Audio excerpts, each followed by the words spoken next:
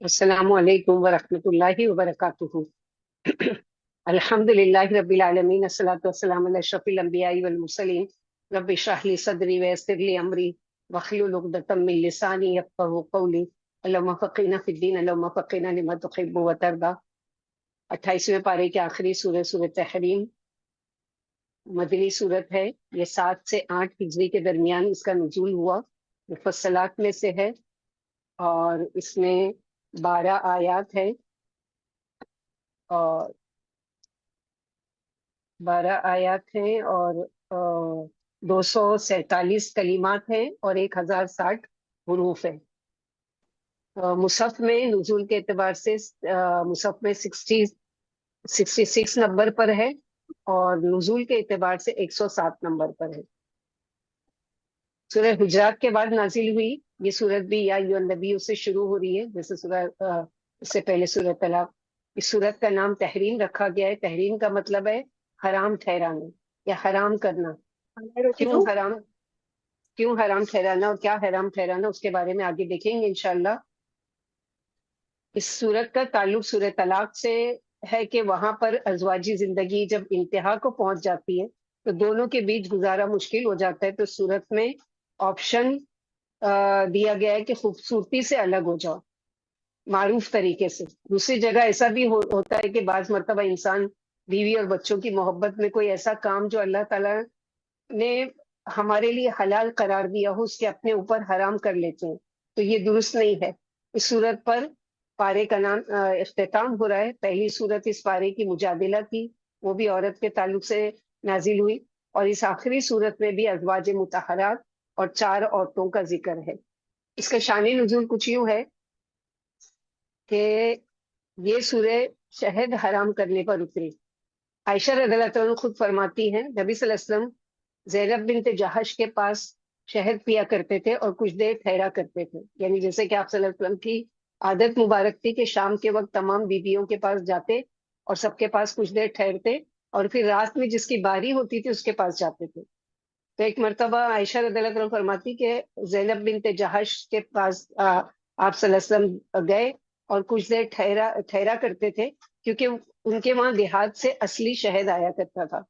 تو وہ جب بھی آپ صلی اللہ علیہ وسلم ان کے پاس تشریف لاتے تو وہ کیا کرتی تھی، آپ کو شہد پیش کرتی تھی جو کہ آپ کو پسند تھا۔ چنانچہ ہم نے ایسا ہی کیا، آپ نے فرمایا نہیں، یعنی میں نے اور حفصہ نے مشورہ کر لیا کہ جس کے پاس آ جائیں وہی آپ سے کہے شاید آپ نے گون کھایا ہے، یعنی گون کی سی بو آ رہی ہے آپ کے منہ سے۔ یعنی جب ہم لوگوں کو پتا چلا کہ آپ صلی اللہ علیہ وسلم زینب بنت جہش کے پاس گئے ہیں اور زیادہ دیر ٹھہر گئے ہیں، تو ایک فطرتاً جیلسی ہوتی ہے، جو شوہر کی بیویاں ہوتی ہیں آپس میں سوکھنی جن کو کہا جاتا ہے، تو یہ بھی ازواج مطہرات چونکہ فطرتاً ایک انسان ہے، ان کے اندر بھی اس چیز کی بہت ساری، جیسے بہت ساری سیرت میں ملتی ہے عائشہ رضی اللہ عنہ سے متعلق کئی باتیں، تو یہ کوئی برائی والی یہاں نہیں بیان کی جا رہی کہ وہ اتنی بری عورتیں تھیں کہ ایک دوسرے سے حسد رکھتی تھی، نہیں، بلکہ یہاں پر جو بتانے کا مقصد ہے کہ ایک فطرت ہے انسان کے اندر کہ ایک عورت جو ہے وہ ہر چیز اپنی کسی سے بھی شیئر کر لے گی سوائے شوہر کے، کہ شوہر کو وہ کسی بھی حالت میں کسی کے ساتھ شیئر کرنا پسند نہیں کرتی۔ تو یہاں پر ان دونوں نے سوچا کہ آپ صلی اللہ علیہ وسلم زیادہ ٹھہر گئے زینب بنت جہش کے پاس، اور تو اب جب آپ آئیں گے تو ہم لوگ کیا کہیں گے کہ آپ صلی اللہ علیہ وسلم نے شہد پیا ہے اور اس سے بو آ رہی ہے۔ تو اللہ سبحانہ و تعالیٰ نے اس پر آیت اتاری، اور شہد نہیں، اصل میں کیا ہوتا ہے جس میں بدبو آتی ہے، مغافیر، گوند جیسی ایک میٹھی چیز ہوتی ہے جو شور گھاس میں پیدا ہوتی ہے۔ عرفت ایک جھاڑی ہے جس پر یہ گوند پیدا ہوتی ہے۔ عائشہ رضی اللہ عنہ فرماتی رسول اللہ صلی اللہ علیہ وسلم کو حلوہ اور شہد بہت مرغوب تھا، آپ عصر کی نماز پڑھ کر اپنی بیویوں کے پاس جاتے اور ان میں سے کسی کے قریب بھی آتے۔ آخر آپ صلی اللہ علیہ وسلم حفصہ کے گھر تشریف لے گئے اور زیادہ دیر ٹھہرے، مجھے غیرت آئی اور فریبی کہ آپ کیا کر رہے ہیں۔ معلوم ہوا کہ ان کی قوم کی کسی عورت نے تحفے میں شہد کا کپا بھیجا ہے، انہوں نے آپ کو شہد کا شربت پلایا اور دیر تک روک کے رکھا۔ میں نے کہا کوئی تدبیر سوچیں گے۔ پھر میں نے سعودہ رضی اللہ تعالیٰ سے کہا کہ جب آپ تمہارے قریب آئیں تو کہنا شاید آپ نے گون کھایا ہے، آپ جواب دیں گے کہ نہیں، کہنا پھر یہ بو کیوں آ رہی ہے۔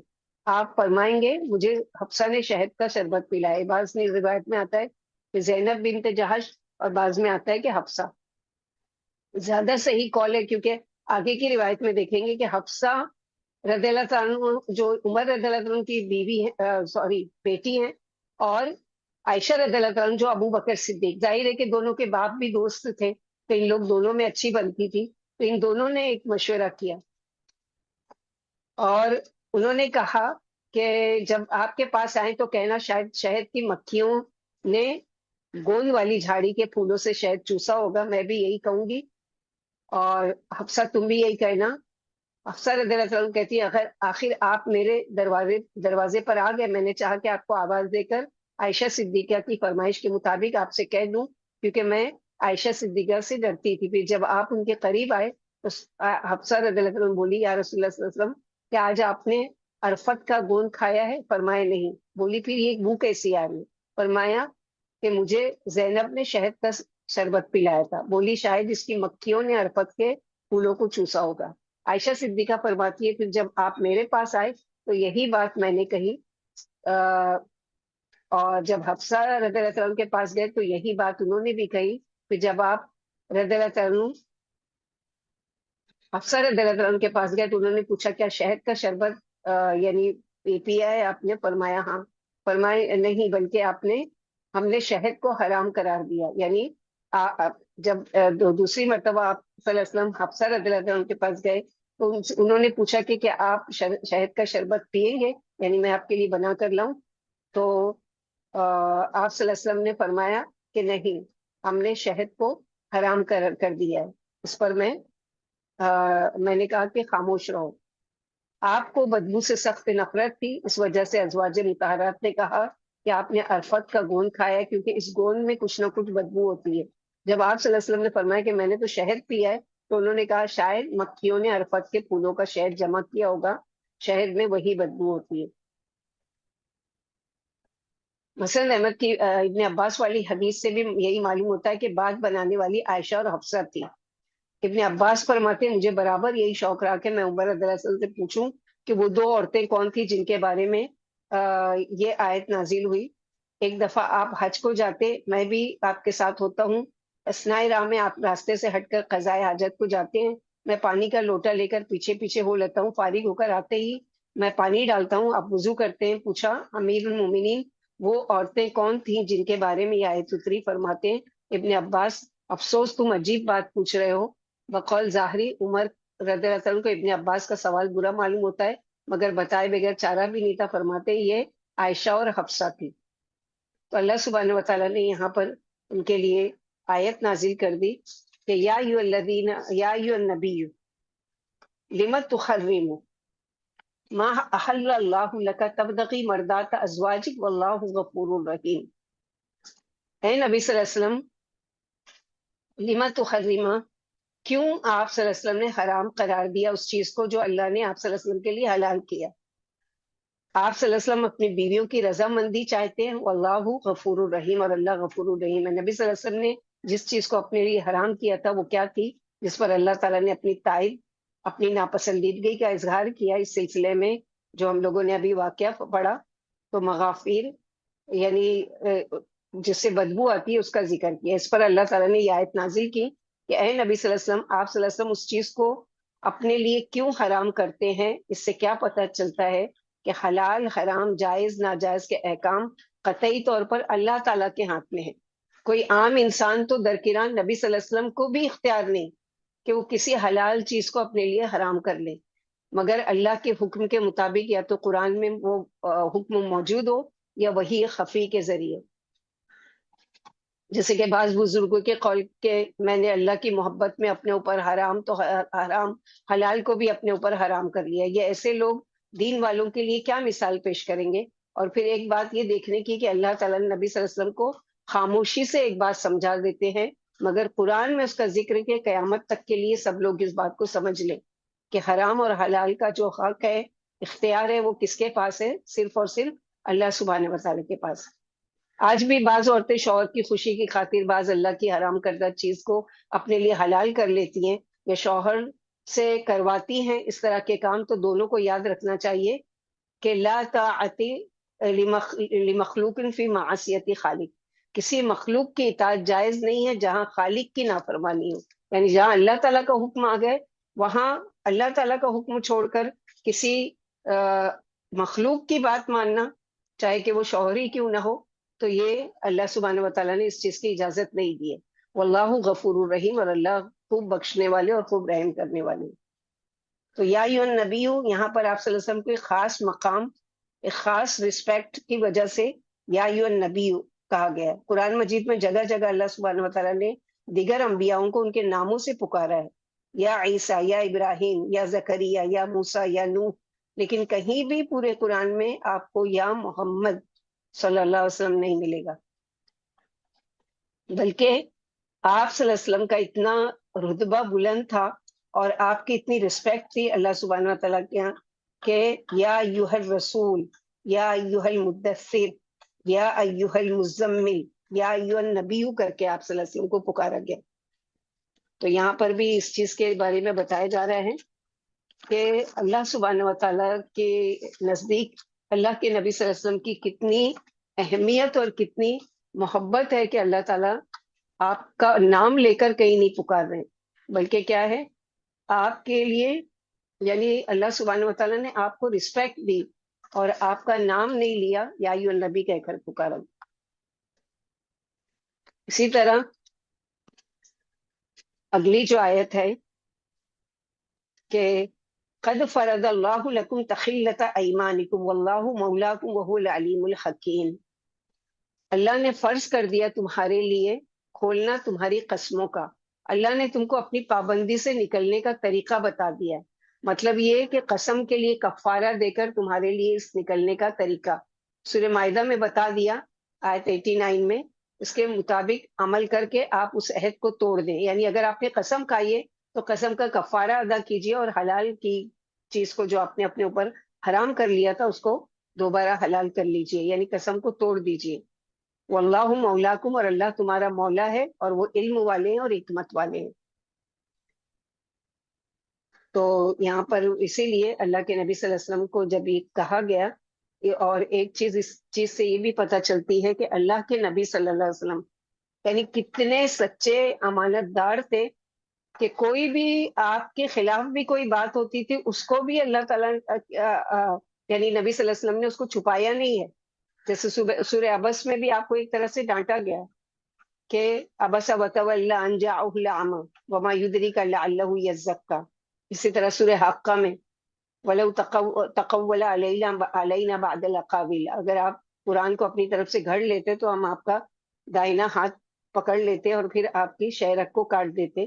تو چاہتے تو آپ صلی اللہ علیہ وسلم کی اس میں ایک طرح سے وہ ہو رہی ہے نا، لیکن اللہ کے نبی صلی اللہ علیہ وسلم نے امانت کے ساتھ ان باتوں کو قرآن میں مینشن کیا، چاہے کہ آپ کے خلاف ہی کوئی بات کی ہو، کیونکہ ظاہر ہے کہ یہ حکم کس کا ہے، اللہ سبحانہ و تعالیٰ کا. تو یہاں پر بھی حکم دیا گیا کہ کفارہ ادا کر کے کیا کریں آپ، کہ اس کو یعنی آپ نے اوپر جو چیز حرام کر دی ہے اس کو چھوڑ کر آپ اس چیز کو حلال کر لیجئے.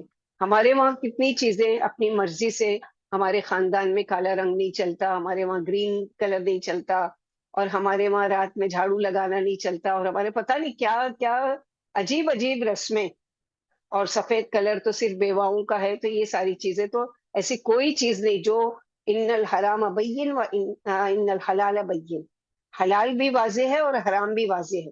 اس کے بیچ کی جو شک و شبہات کی چیزیں ہیں اس کو چھوڑنے کے لیے کہا گیا ہے. لیکن کوئی چیز واضح ہے کہ وہ حلال ہے اور اس کو اپنے اوپر محض خاندانی رسم و رواج کے حساب سے حرام قرار دینا، تو یہ اللہ تعالیٰ کی طرف سے، یعنی اللہ تعالیٰ کے عطاف کی وہ ہے، ایک طرح سے اللہ تعالیٰ کی وارننگ کی نشانی ہے کہ اللہ سبحانہ و تعالیٰ نے اللہ کے نبی صلی اللہ علیہ وسلم کو ٹوک دیا اس چیز پر کہ جو چیز اللہ نے آپ کے لیے حلال کی اس کو آپ اپنے اوپر کیوں حرام کرتے ہیں. تو یہاں پر یہی بتایا گیا. اگلی آیت ہے آیت نمبر 3، وَإِذْ أَسَرَّ النَّبِيُّ إِلَى بَعْضِ أَزْوَاجِهِ حَدِيثًا فَلَمَّا نَبَّأَتْ بِهِ وَأَظْهَرَهُ اللَّهُ عَلَيْهِ عَرَّفَ بَعْدَهُ وَأَعْرَضَ عَنْ بَعْضٍ فَلَمَّا نَبَّأَهَا بِهِ قَالَتْ مَنْ أَنْبَأَكَ هَذَا قَالَ نَبَّأَنِيَ الْعَلِيمُ الْخَبِيرُ. یہاں ایک دوسرے معاملے کے بارے میں کہ نبی صلی اللہ علیہ وسلم نے ایک بات اپنی بیوی سے راز میں کہی تھی، چھپا کر چپکے سے کہی تھی۔ اس بیوی کے دل میں بات نہیں رہی، اس نے آگے بیان کر دی۔ جب بتا چکی تو اللہ تعالیٰ نے نبی صلی اللہ علیہ وسلم کو باخبر کر دیا۔ تو آپ صلی اللہ علیہ وسلم نے اس بات کا بعض حصہ بیان کیا، یعنی بتا دیا کہ مجھے پتا چل گیا ہے، اور بعض بات سے اعراض کر لیا، یعنی صرف اشارتاً کہ مجھے پتا چل گیا ہے۔ فلما نباہا بھی، جب اس بات کو نبی صلی اللہ علیہ وسلم نے اپنی بیوی کو بتا دیا، قالت، تو ان کی بیوی بولی، آپ صلی اللہ علیہ وسلم کو کس نے بتایا؟ آپ صلی اللہ علیہ وسلم کو کیسے پتا چلا؟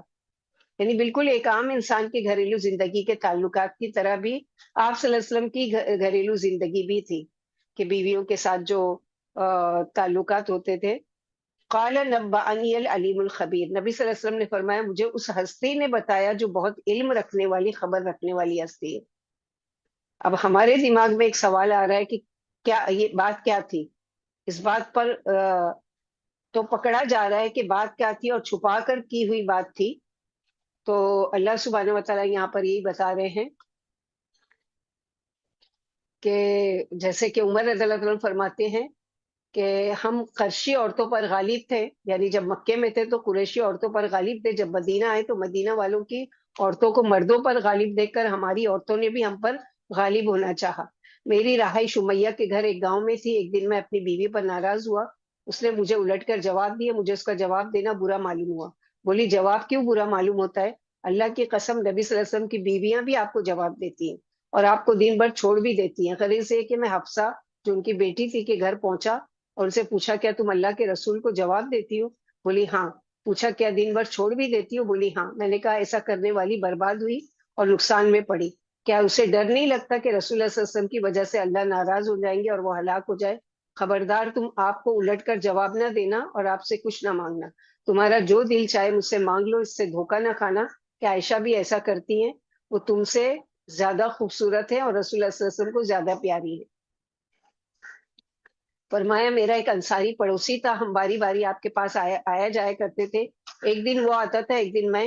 وہ اپنے دن کی وحی وغیرہ کی خبریں مجھے سنا دیتا تھا، اور میں اسے، اس وقت یہ افواہ پھیلی ہوئی تھی کہ شاہ غسان مدینے پر چڑھائی کی تیاریاں کر رہا ہے۔ چنانچہ میرا پڑوسی اپنی باری والے دن گیا اور رات کے وقت عشاء کے وقت آیا اور میرا دروازہ کھٹکھٹا کر مجھے آواز دی۔ میں نکل کر آیا تو اس نے کہا آج ایک بڑا حادثہ ہو گیا۔ میں نے کہا کیا غسان آ گیا؟ بولا نہیں، اس سے بھی بڑا حادثہ ہو گیا، رسول اللہ صلی اللہ علیہ وسلم نے ازواج مطہرات کو طلاق دے دی۔ میں نے کہا حفصہ برباد ہوئی اور نقصان میں پڑی، میرا تو پہلے سے ہی خیال تھا کہ ایسا ہو کر رہے گا۔ غرض میں صبح کی نماز پڑھ کر کپڑے پہن کر سیدھا حفصہ کے گھر پہنچا۔ حفصہ رو رہی تھی۔ میں نے پوچھا کیا تمہیں طلاق دے دی ہے؟ اللہ کے رسول صلی اللہ علیہ وسلم نے بولی معلوم نہیں، آپ بالا خانے میں ہیں اور الگ ہو گئے ہیں۔ آخر میں نے حبشی غلام سے کہا عمر رضی اللہ عنہ کے لیے اجازت لے کر آؤ۔ غلام اندر گیا، پھر باہر آ کر بولا میں نے تمہارا ذکر کیا تھا لیکن آپ صلی اللہ علیہ وسلم خاموش رہے۔ پھر میں وہاں سے ممبر کے پاس آیا، وہاں بھی لوگ بیٹھے ہوئے تھے اور بعض رو بھی رہے تھے۔ میں تھوڑی دیر ممبر کے پاس بیٹھا رہا، پھر بے قراری غالب آئی اور میں نے غلام سے کہا عمر رضی اللہ عنہ کے لیے اجازت لے آؤ۔ وہ اندر گیا، پھر باہر آ کر بولا میں نے آپ کا ذکر کیا تھا مگر رسول اللہ صلی اللہ علیہ وسلم خاموش رہے۔ پھر میں وہاں سے ہٹ کر ممبر کے پاس آ کر بیٹھ گیا، پھر بے قراری غالب آئی اور میں نے غلام سے کہا کہ عمر کے لیے اجازت لے کر آؤ۔ وہ اندر گیا، پھر آ کر بولا میں رسول اللہ صلی اللہ علیہ وسلم سے ذکر کیا، آپ خاموش رہے۔ پھر میں واپس ہونے لگا، اتنے میں غلام نے آواز دے کر کہا آ جائیے، رسول اللہ صلی اللہ علیہ وسلم نے اجازت دے دی۔ چنانچہ میں نے جا کر سلام کیا۔ آپ ایک چٹائی پر بیٹھے ہوئے تھے جس کے آپ کے جسم مبارک پر نشان پڑ گئے تھے۔ میں نے کہا یا رسول اللہ صلی اللہ علیہ وسلم کیا آپ نے امہات المومنین کو طلاق دے دی ہے؟ آپ نے میری طرف سر اٹھا کر فرمایا نہیں۔ میری زبان سے اللہ اکبر نکلا۔ میں نے کہا یا رسول اللہ صلی اللہ علیہ وسلم ملاحظہ تو فرمائیے، ہم قرشی اور اپنی عورتوں پر غالب تھے، جب مدینہ آئے تو مدینہ والوں کی عورتیں ان پر غالب تھیں، ان کی دیکھا دیکھی ہماری عورتیں بھی ہم پر غالب ہونا چاہتی ہیں۔ ایک دن میں اپنی بیوی پر ناراض ہوا، وہ مجھے الٹ کر جواب دینے لگی، میں نے برا مانا، کہنے لگی برا کیوں مانتے ہو؟ نبی صلی اللہ علیہ وسلم کی بیویاں بھی آپ کو جواب دیتی ہیں اور ان سے بعض تو آپ سے دن بھر بات بھی نہیں کرتی۔ میں نے کہا جو ایسا کرتی وہ برباد ہوگی اور نقصان خسارے میں رہے گی۔ کیا اللہ کے رسول صلی اللہ علیہ وسلم کو ناراض کر کے اللہ کے غصے سے محفوظ رہ سکتی ہیں؟ اور جب اللہ کا غصہ اتر آئے گا تو پھر بربادی ہی ہے۔ آپ مسکرائے۔ میں نے کہا اللہ کے رسول، میں نے حفصہ سے کہا تھا تم اپنی پڑوسن عائشہ کی ریس نہ کرنا، یعنی ان کا مقابلہ نہیں کرنا، ان کی وجہ سے دھوکہ نہ کھانا، وہ تم سے زیادہ خوبصورت اور آپ کو بہت محبوب ہے۔ آپ دوسری بار مسکرائے۔ میں نے کہا یا رسول اللہ صلی اللہ علیہ وسلم مجھے بیٹھنے کی اجازت دیجیے۔ فرمایا شوق سے بیٹھو، چنانچہ میں بیٹھ گیا. میں نے گھر کو نگاہ اٹھا کر دیکھا، اللہ کی قسم کوئی ایسی چیز نہیں دیکھی جو نگاہ لوٹا سکے، علاوہ 3 خشک کھالوں کے. میں نے ٹھنڈی سانس بھر کر کہا یا رسول اللہ صلی اللہ علیہ وسلم، آپ اللہ سے دعا فرمائے کہ اللہ آپ کی امت کو فراخی عطا فرمائے. فارس و روم کے باشندے مشرک ہونے کے باوجود عیش کر رہے ہیں. یہ سن کر آپ صلی اللہ علیہ وسلم سیدھے ہو کر بیٹھ گئے اور فرمایا اے ابن خطاب، کیا تم ابھی فراخی کی طرف شکی میں ہو؟ یہ تو وہ ہیں جن کی اچھائیاں کا دنیا میں ہی بدلہ مل گیا. میں نے کہا یا رسول اللہ صلی اللہ علیہ وسلم، آپ میرے لیے استغفار فرمائیں. آپ نے قسم کھائی تھی کہ 1 مہینے تک بیویوں کے پاس نہیں جائیں گے کیونکہ آپ ان سے سخت ناراض ہو گئے تھے. آخر اللہ تعالیٰ نے آپ کو تنبیہ کی. تو یہاں پر اسی کے لیے بتایا گیا ہے. اور آگے کی جیسے آیتیں ہیں کہ یہاں پر وہ تو ذکر نہیں کیا گیا ہے کہ ہو سکتا ہے کہ جیسے کہ چپکے سے آپ نے کہا تھا کہ میں اب شہد کبھی بھی نہیں لوں گا، تو وہ تمام بیویوں کو پتہ چل گیا، تو اس پر اللہ سبحانہ وتعالیٰ نے خبر دی. دیکھیے کس نے آپ کو خبر دی؟ تو اللہ سبحانہ وتعالیٰ نے کہا قال نبانی نیل علیم الخبیر. اور آگے ان لوگوں کو وہ کہا جا رہا ہے ان تتوبا الی اللہ فقد صغت قلوبکم وان تظاہر علیہ فإن اللہ هو مولاه وجبریل وصالح المؤمنین والملائکۃ بعد ذلک ظہیر. اگر تم دونوں اللہ سے توبہ کرتی ہو تو یہ بات بہتر ہے. فقد صغت قلوبکم، تو تحقیق تم دونوں کے دل سیدھی راہ سے ہٹ گئے، مڑ گئے. یعنی کون دونوں؟ عائشہ رضی اللہ تعالیٰ عنہ اور حفصہ رضی اللہ عنہ. وَإِن تظلم علیہ، اور اگر تم دونوں نے ایک دوسرے کی مدد کی آپ صلی اللہ علیہ وسلم کے مقابلے میں یا کسی کے خلاف، یعنی اگر آپ نے اکٹھا ہو گئی ہیں، فَإِنَّ اللَّهُ هُوَ مَوْلَاهُ، تو یاد رکھو نبی صلی اللہ علیہ وسلم اکیلے نہیں ہیں، بلکہ بے شک اللہ وہ اس کا دوست ہے، اور جبریل علیہ السلام اور صالح اہل ایمان اور فرشتے اس کے بعد آپ صلی اللہ علیہ وسلم کی مددگار ہیں. یعنی اللہ کے رسول کے مقابلے میں اکٹھے ہو کر تم اپنا ہی نقصان کرو گی. جس کا مولا اللہ ہو، جبریل علیہ السلام ہو، ملائکہ ہو، سارے اہل ایمان ہو، اس کے مقابلے میں تم کیا کر سکتی ہو یا کوئی اور. اس سے ایک بات یہ پتہ چلتی ہے کہ ایک وحی جلی ہوتی ہے اور یہ ایک وحی خفی. کہ نبی صلی اللہ علیہ وسلم کو قرآن میں بات کا ذکر نہیں مگر خفیہ طور پر بتا دیا گیا آپ صلی اللہ علیہ وسلم کو. اب یہاں پر ذکر نہیں کیا گیا کہ کون سی بات اور کیا ہے، لیکن آپ صلی اللہ علیہ وسلم کو بتا دیا گیا کہ ان لوگوں نے اس طرح کی کوئی بات کی ہے. عسیٰ ربہ، امید ہے کہ اس کا رب ان طلقکن ان یبدلہ، یعنی اگر آپ ناراض ہو کر اگر وہ آپ صلی اللہ علیہ وسلم طلاق دے دیں تم کو، ان یبدلہ ازواجا خیرا منکن، کہ وہ بدل کر دے دے آپ صلی اللہ علیہ وسلم کو بیویاں بہتر تم سے. تو یہاں جو بتایا گیا ہے کہ اللہ سبحانہ وتعالیٰ یہاں پر بتا رہے ہیں، یعنی ایک طرح سے وارن کر رہے ہیں بیویوں کو، جیسے کہ سورہ احزاب میں بھی آیت آ چکی ہے کہ یا ایھا النبی قل لازواجک ان کنتن تریدن الحیات الدنیا وزینتها فتعالین امتعکن واسرحکن سراحا جمیلا. سورہ احزاب آیت نمبر 28. یعنی اگر آپ دنیاوی چیز چاہتی ہیں یا دنیاوی ساز و سامان، وہاں پر تو کچھ دنیاوی سامان کا مطالبہ کیا تھا تو اس پر آیت آئی تھی. یہاں پر اس بات پر کہ اگر تم نبی صلی اللہ علیہ وسلم کے پیچھے کوئی سازش کی کوشش کرتی ہو یا وہ کرتی ہو، حالانکہ سب نیک اور مومنہ عورتیں ہیں، ظاہر ہے اللہ تعالیٰ نے چنا ان کو امہات المومنین میں سے. جیسے کہ ایک روایت میں ہے کہ میں نے کہا یا رسول اللہ صلی اللہ علیہ وسلم، آپ عورتوں کے معاملے میں دلگیر کیوں ہوتے ہیں؟ اگر آپ انہیں طلاق بھی دیتے تو آپ کے ساتھ اللہ، اس کے فرشتے جبریل و میکائیل ہیں، میں ابو بکر اور تمام مسلمان ہیں. فرماتے جب میں کوئی اس قسم کی بات کہتا تو اللہ سے تصدیق کی توقع رکھتا. آخر اللہ سبحانہ وتعالیٰ نے یہ آیت اتاری کہ یعنی بہت سی آیتیں قرآن میں ایسی ہیں کہ عمر رضی اللہ عنہ نے خیال ظاہر کیا اور وہاں پر اللہ سبحانہ وتعالیٰ نے آیت اتار دی. تو یہاں پر بھی یہ آیت اتری، اتری، یعنی آپ صلی اللہ علیہ وسلم دلگیر مت ہوئیے.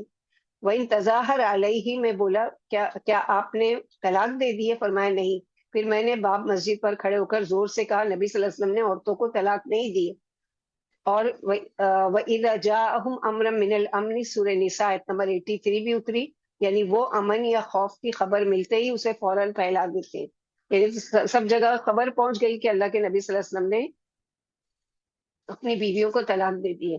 تو یہاں پر عمر رضی اللہ تعالیٰ عنہ نے مسجد کے دروازے پر کھڑے ہو کر زور سے کہا کہ سن لو، اللہ کے نبی صلی اللہ علیہ وسلم نے اپنی بیویوں کو طلاق نہیں دی، اور اگر یہ اسے رسول تک یا ارباب حل و عقد تک پہنچا دیتے تو دور اندیش سمجھے جاتے۔ فرماتے اس بات کا استنباط کرنے والا میں ہی ہوں، صالح ایمان والوں سے مراد ابو بکر، عمر اور علی رضی اللہ تعالیٰ عنہ ہیں۔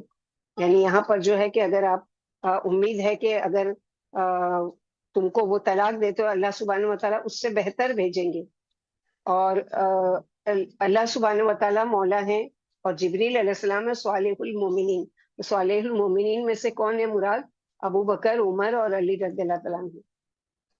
بریدہ رضی اللہ تعالیٰ عنہ کہتے ہیں کہ اللہ نے اپنے نبی صلی اللہ علیہ وسلم سے اس آیت میں وعدہ فرمایا کہ آپ کے نکاح میں، یعنی اگلی آیت میں اللہ تعالیٰ فرما رہے عسیٰ ربہ ان طلقکن ان یبدلہ ازواجا خیرا منکن، یعنی اگر آپ وہ کرتے ہیں طلاق ان کو دے دیتے ہیں تو اللہ سبحانہ و تعالیٰ ان سے بہتر آپ کے لیے بیویاں دیں گے۔ بہت سی آیتیں قرآن میں عمر رضی اللہ عنہ قول خیال کے مطابق نازل ہوئی، انہیں میں سے ایک یہ بھی آیت ہے۔ خیرم من کنہ میں دو تین چیزیں ہیں، یعنی تم سے زیادہ اطاعت گزار، تم سے زیادہ محبوب، تم سے زیادہ افضل۔ ان کی خوبیاں کیا ہوں گی؟ کہ وہ مسلمات ہوں گی، مسلمان، یعنی پہلے سے ہی ہیں مسلمان ہیں۔ پھر یہاں پر معنی کیا ہے کہ مسلمان کہنے کا؟ ابن جبیر کا قول ہے کہ مخلص، جو دین کے ساتھ، رسول صلی اللہ علیہ وسلم کے ساتھ مخلص ہوں، نماز اور زکوٰۃ ادا کرنے والیاں ہوں، یعنی ارکان اسلام پر عمل کرنے والیاں، اور اللہ اور اس کے رسول کے حکم پر عمل کرنے والیاں۔ اسی طرح مومنات، مومنات یعنی ارکان الایمان میں جو 6 چیزیں آتی ہیں کہ اللہ پر ایمان لانے والیاں، اور رسولوں پر، اور کتابوں پر، اور فرشتوں پر، اور تقدیر پر، اور یوم آخرت پر، ان پر ایمان لانے والیاں۔ اس کے علاوہ یہ کہ جن چیزوں کا اللہ تعالیٰ نے حکم دیا ہے اس کو مان جانے والیاں، اور جن چیزوں سے منع کیا ہے ان سے رک جانے والیاں۔ قانتات، قنوت سے ہے اطاعت، مسلسل فرما برداری، اللہ کے ناپسندیدہ چیزیں چھوڑ کر اللہ کی محبوب پسندیدہ چیزوں پر عمل کرنے والیاں۔ تائبات، گناہوں سے توبہ کرنے والیاں، اپنی پسند اور خواہشات کو چھوڑ کر اللہ کا حکم ماننے والیاں، اور اللہ تعالیٰ کی طرف پلٹنے والیاں، اللہ تعالیٰ سے اپنے گناہوں کی معافی مانگنے والیاں، توبہ کرنے والیاں۔ عابدات، عبادت گزار۔ دوبارہ عبادت کا ذکر کیوں جبکہ پچھلے اس میں مسلمات، مومنات، قانتات، یہ سب میں عبادت تو آ چکی، تو پھر عبادت کا خاص کیوں ذکر کیا گیا یہاں پر؟ کیونکہ اللہ سبحانہ و تعالیٰ نے یہاں پر جو دوبارہ جو عبادت گزار، کیونکہ اپنے زندگی کے مقصد کو سمجھنے والیاں، کہ مجھے دراصل اللہ سبحانہ و تعالیٰ نے دنیا میں بھیجا کیوں ہے۔ جیسے کہ آپ لوگوں کو کوشچن تھا، آپ نے سوال کا جواب دیا سورہ زاریات کے آیت نمبر 56، وما خلقت الجن والانس الا لیعبدون، کہ عبادت میں فرائض بھی اور احکام کو اللہ کے ماننے والی ہیں، اور نبی صلی اللہ علیہ وسلم کو بھی ماننے والی ہیں، تو عبادت گزار۔ حالانکہ یہ ساری خوبیاں امہات المومنین میں موجود تھیں، لیکن بتایا جا رہا ہے کہ تم جو ہو اس سے بھی زیادہ اچھی اللہ کے نبی صلی اللہ علیہ وسلم کو اللہ تعالیٰ عطا کریں گے، اگر تم ان کے ساتھ گزارا نہیں کرنا چاہتی، رہنا نہیں چاہتی، یا پھر تمہارا ان کے ساتھ نہیں وہ ہے۔ حالانکہ سورہ احزاب میں ہم لوگ پڑھ چکے ہیں کہ جب اللہ کے نبی صلی اللہ علیہ وسلم پر یہ آیتیں نازل ہوئی تو آپ صلی اللہ علیہ وسلم عائشہ رضی اللہ عنہ کے پاس آئے اور کہا کہ اچھی طریقے سے سوچ لو کہ تم دنیا چاہتی ہو یا میرے ساتھ رہنا چاہتی ہو، اور جلدی فیصلہ مت کرو بلکہ اپنے والدین سے مشورہ کر کے پھر مجھے جواب دینا۔ تو عائشہ رضی اللہ عنہ نے کہا کہ یا رسول اللہ صلی اللہ علیہ وسلم، آپ کو چھوڑ کر میں اپنے ماں باپ سے مشورہ کروں؟ یعنی یہ تو بالکل بھی وہی نہیں کہ میں کبھی بھی نہیں چاہوں گی کہ میں آپ کو چھوڑ کر یعنی الگ رہوں۔ تو اللہ سبحانہ وتعالیٰ یہاں پر اسی لیے بتا رہے ہیں سائقات، یعنی خوبیاں بتائی جا رہی ہیں ایک اچھی عورت کی۔ سائقات کے دو معنی ہیں، روزے دار اور ہجرت کرنے والی ہیں۔ سیر و سیاحت سائح سے ہے، سائح سے مراد وہ شخص جو دنیا میں بس مسافر کی طرح زندگی بسر کرے، لیکن سائح روزے دار کے معنی میں کیوں؟ ابن قتیبہ کہتے ہیں کہ روزے دار کا نام سائح اس لیے رکھا گیا ہے کہ کیونکہ وہ ایسا آدمی ہے جو سفر کو بغیر ساز و سامان کے جاری رکھتا ہے، تو روزہ دار بھی بغیر کھائے پیے اپنے کام کاج کرتا چلا جاتا ہے۔ زہری کہتے ہیں کہ روزے دار کا نام سائح اس لیے کہ جو شخص زمین میں سفر کرتا ہے اس کے پاس کھانے کا خرچ نہیں ہوتا ہے تو وہ کھانا نہیں کھا سکتا، اسی طرح روزے دار بھی کھانا موجود ہے لیکن کھا نہیں سکتا۔ سیاحت میں مسلسل سفر جاری رکھنا، تو روزے دار بھی روزہ رکھ کر مسلسل اللہ کی اطاعت میں ہوتا ہے اور نافرمانی اور گناہ سے اپنے آپ کو روکے رکھتا ہے، جیسے کہ کھانے سے اپنے آپ کو روکے رکھتا ہے۔ پھر ہجرت کرنے والیاں بھی اس سے مراد ہے وہ عورتیں جو مکے سے مدینہ ہجرت کر کے آ گئی، تو اللہ سبحانہ و تعالیٰ ان میں سے بھی اللہ کے نبی صلی اللہ علیہ وسلم کے لیے چن لیں گے ایسی بیویاں کہ جو ان ساری خوبیوں کی مالک ہوں گی۔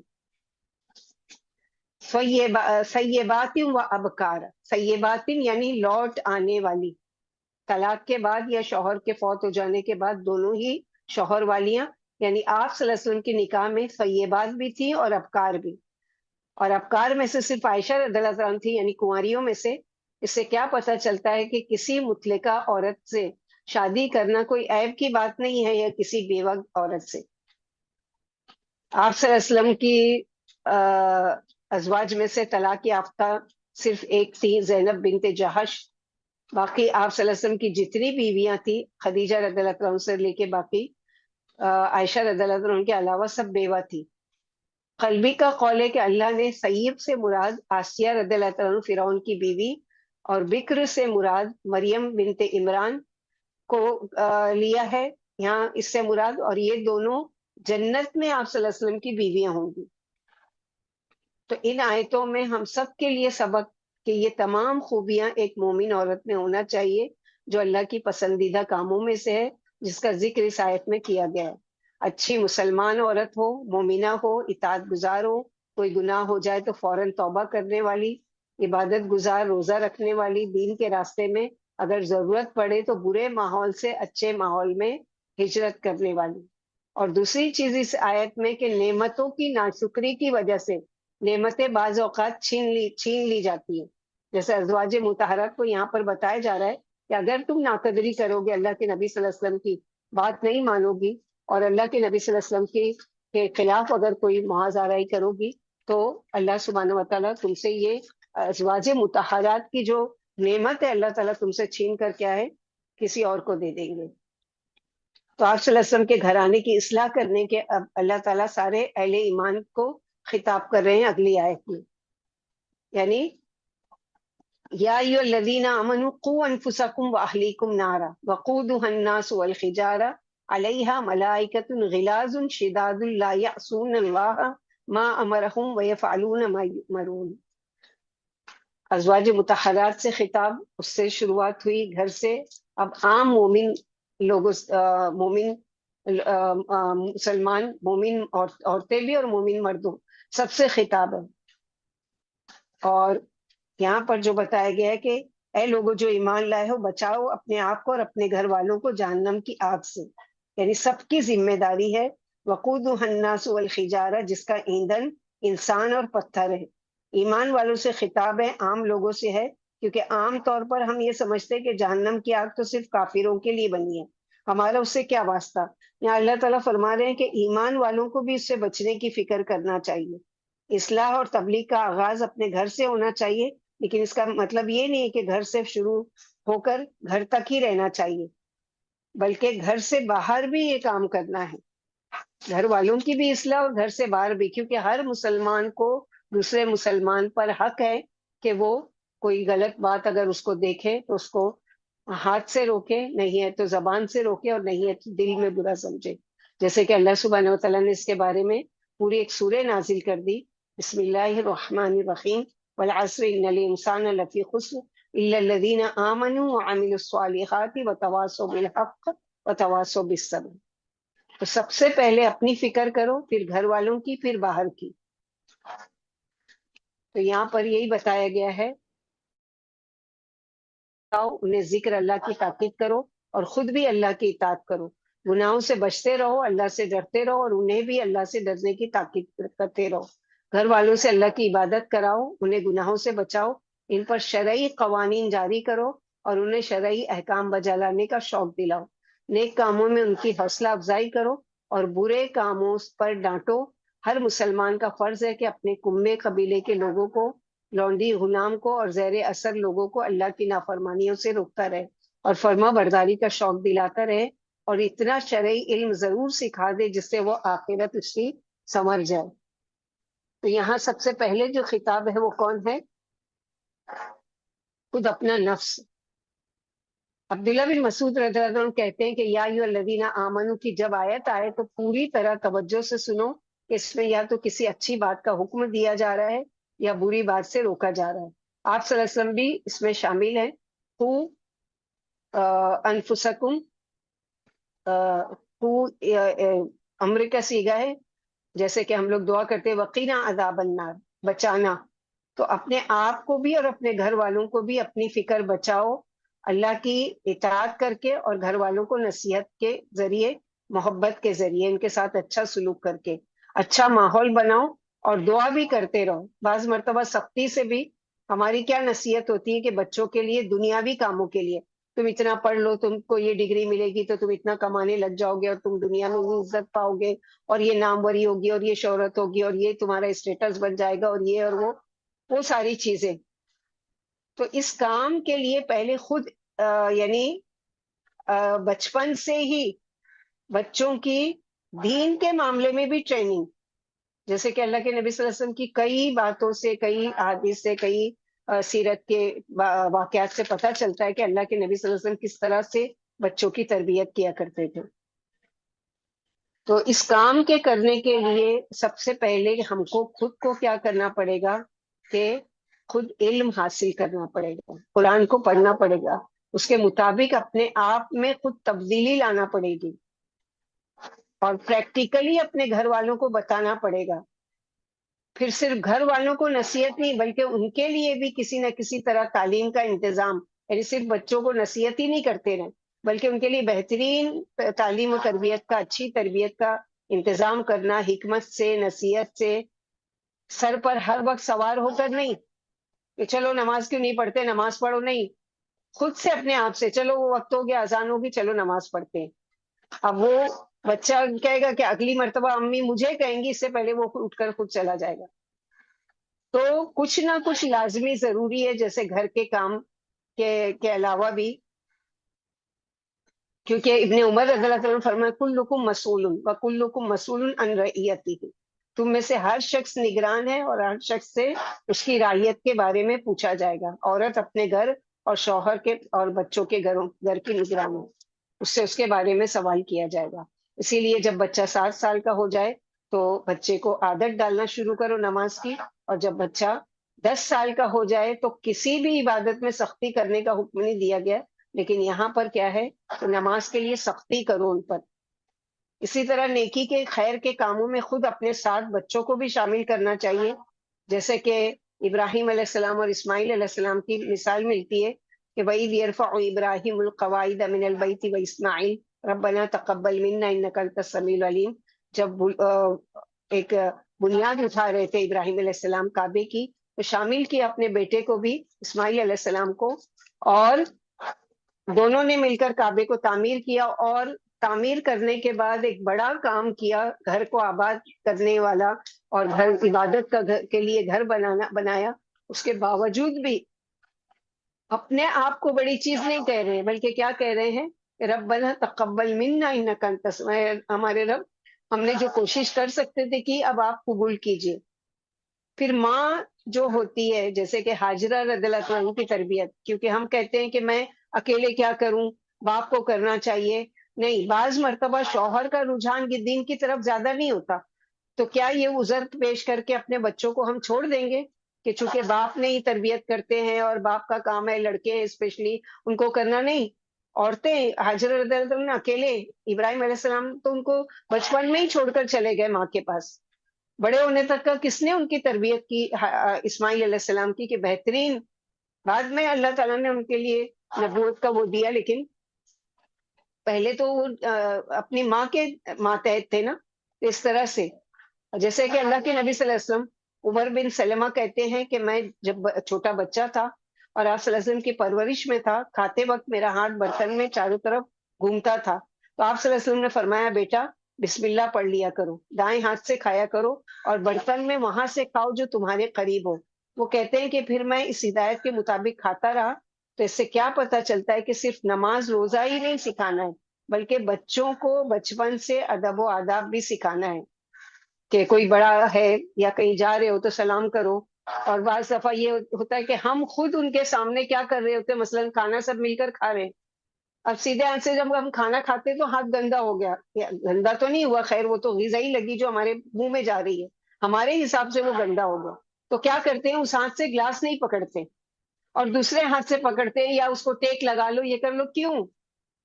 تو اس کے لیے ادب یہ بچوں کو سکھاؤ کہ بیٹا گلاس گندا کر دو گے چلے گا، سنت کو گندا مت کرو، کہ یہ سنت کے خلاف ہے کہ آپ یا تو الٹے ہاتھ سے پی رہے ہو یا گلاس کے نیچے ٹیک لگا کے، نہیں ہاتھ سے پکڑ لو گلاس دھل جائے گا کیا فرق پڑتا ہے، لیکن ایک سنت پر عمل، جیسے کہ لقمان علیہ السلام اپنے بیٹے کو کیسے نصیحت کرتے ہیں، یا بنیا یا بنیا، سورہ لقمان آیت نمبر 13 میں وَإِذْ قَالَ لُقْمَانُ لِابْنِهِ وَهُوَ يَعِظُهُ يَا بُنَيَّ لَا تُشْرِكْ بِاللَّهِ إِنَّ الشِّرْكَ لَظُلْمٌ عَظِيمٌ۔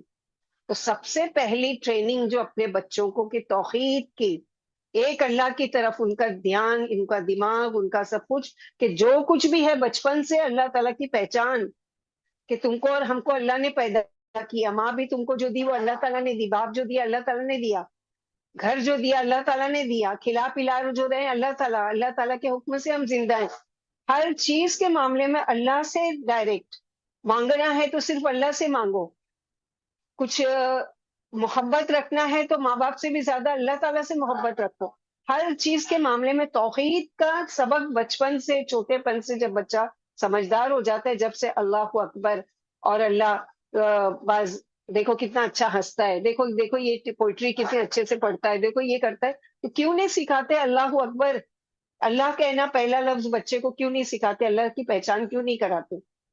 اسی طرح کئی جگہ لقمان علیہ السلام جو ہے وہ بچے کی نصیحت کرے، یا بنیا انا ان تکو مثقال حبۃ من خردل فتکم فی صخرۃ او فی السماوات او فی الارض یاتی بها اللہ ان اللہ لطیف خبیر۔ اے میرے بچے، اگر ذرے کے برابر بھی کوئی، رائی کے دانے کے برابر بھی کوئی چیز ہوگی، چاہے کہ وہ چٹانوں میں ہو، اللہ سبحانہ و تعالیٰ اس کو بھی لے آئیں گے۔ تو اللہ تعالیٰ خبیر ہے، لطیف ہے، باریک بھی نہیں بچے کو۔ پھر یا بنیا اقیم الصلاۃ وامر بالمعروف ونہی عن المنکر واصبر علی ما اصابک ان ذلک من عزم الامور۔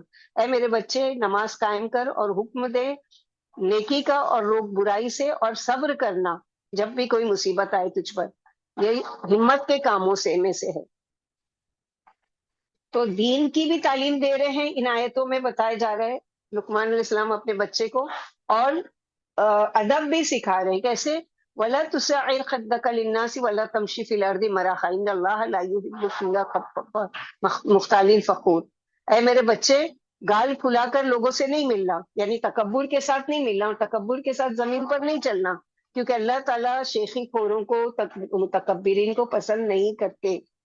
وقصد فی مشی کا وغدد من صوتی کا ان انکر الاصوات لصوت الحمیر، اور اپنی آواز کو پست رکھنا، آواز میں نرمی، آواز سے بھی تکبر نہیں اور اپنی چال سے بھی تکبر نہیں۔ ہم کتنا اپنے بچوں پر یہ ساری چیزوں کی محنت کرتے ہیں یا کچھ کرتے ہیں، تو بچپن سے اگر ان کو یہ ساری چیزوں کے بارے میں ٹوکتے جائیں گے، روکتے جائیں گے، وہ کریں گے، تو ضرور پھر ان کی ایسی تربیت ہو جائے گی کہ انشاءاللہ باذن اللہ وہ پھر ایک اچھے بچے بن کے نکلیں گے، ایک اچھے شہری بھی بن کے نکلیں گے، ایک اچھے اللہ کے بندے بھی بنیں گے، ایک اچھے ماں باپ کے بچے بھی بنیں گے، اور ایک اچھے پھر آگے چل کے شوہر اور باپ بھی بنیں گے، اور مائیں بھی بنیں گی لڑکیوں میں سے۔ تو یہاں پر اللہ سبحانہ و تعالیٰ یہ فرما رہے ہیں کہ سب سے پہلے جو ہے قوا انفسکم واہلیکم نارا، اور کیوں بچاؤ اپنے آپ کو اور اپنے گھر والوں کو، کہ اگر ڈالے گئے آگ میں تو کیا حال ہوگا، کہ وقودها الناس والحجارہ، وقودها ایندھن جس سے آگ بھڑکائی جاتی ہے. تو یہ لوگ اس میں ایندھن اور پتھر، وہ پتھر جن کی دنیا میں عبادت کی جاتی تھی. دوسری معنی پتھر کا گندھک، یعنی گندھک ایک فاسفورس جو خود بھی جلتا ہے اور آگ کو بھی بھڑکانے کا سبب بنتا ہے. تیسرا معنی ہے پتھر کی آگ سب سے زیادہ سخت دیر سے گرم ہوتی ہے اور دیر تک گرم رہتی ہے. پتھروں کو گرم کرنے کے لیے 3000 ڈگری پر ہیٹ ہوتی ہے، اس کے بعد وہ گرم ہوتا ہے اور پھر گرم ہو کے جلدی ٹھنڈا نہیں ہوتا. ابن مسعود رضی اللہ عنہ کہتے ہیں وہ گندھک کے پتھر ہیں، اللہ نے ان کو اس دن پیدا کیا جس دن انسان آسمان و زمین کو پیدا کیا. ان کو آسمان دنیا پر پیدا کیا. ایک روایت میں ہے کہ دنیا کی آگ جہنم کا 70واں حصہ ہے، یعنی 69 ٹائم بجھا کر اور پھر ہم کو استعمال کے لیے دی گئی ہے.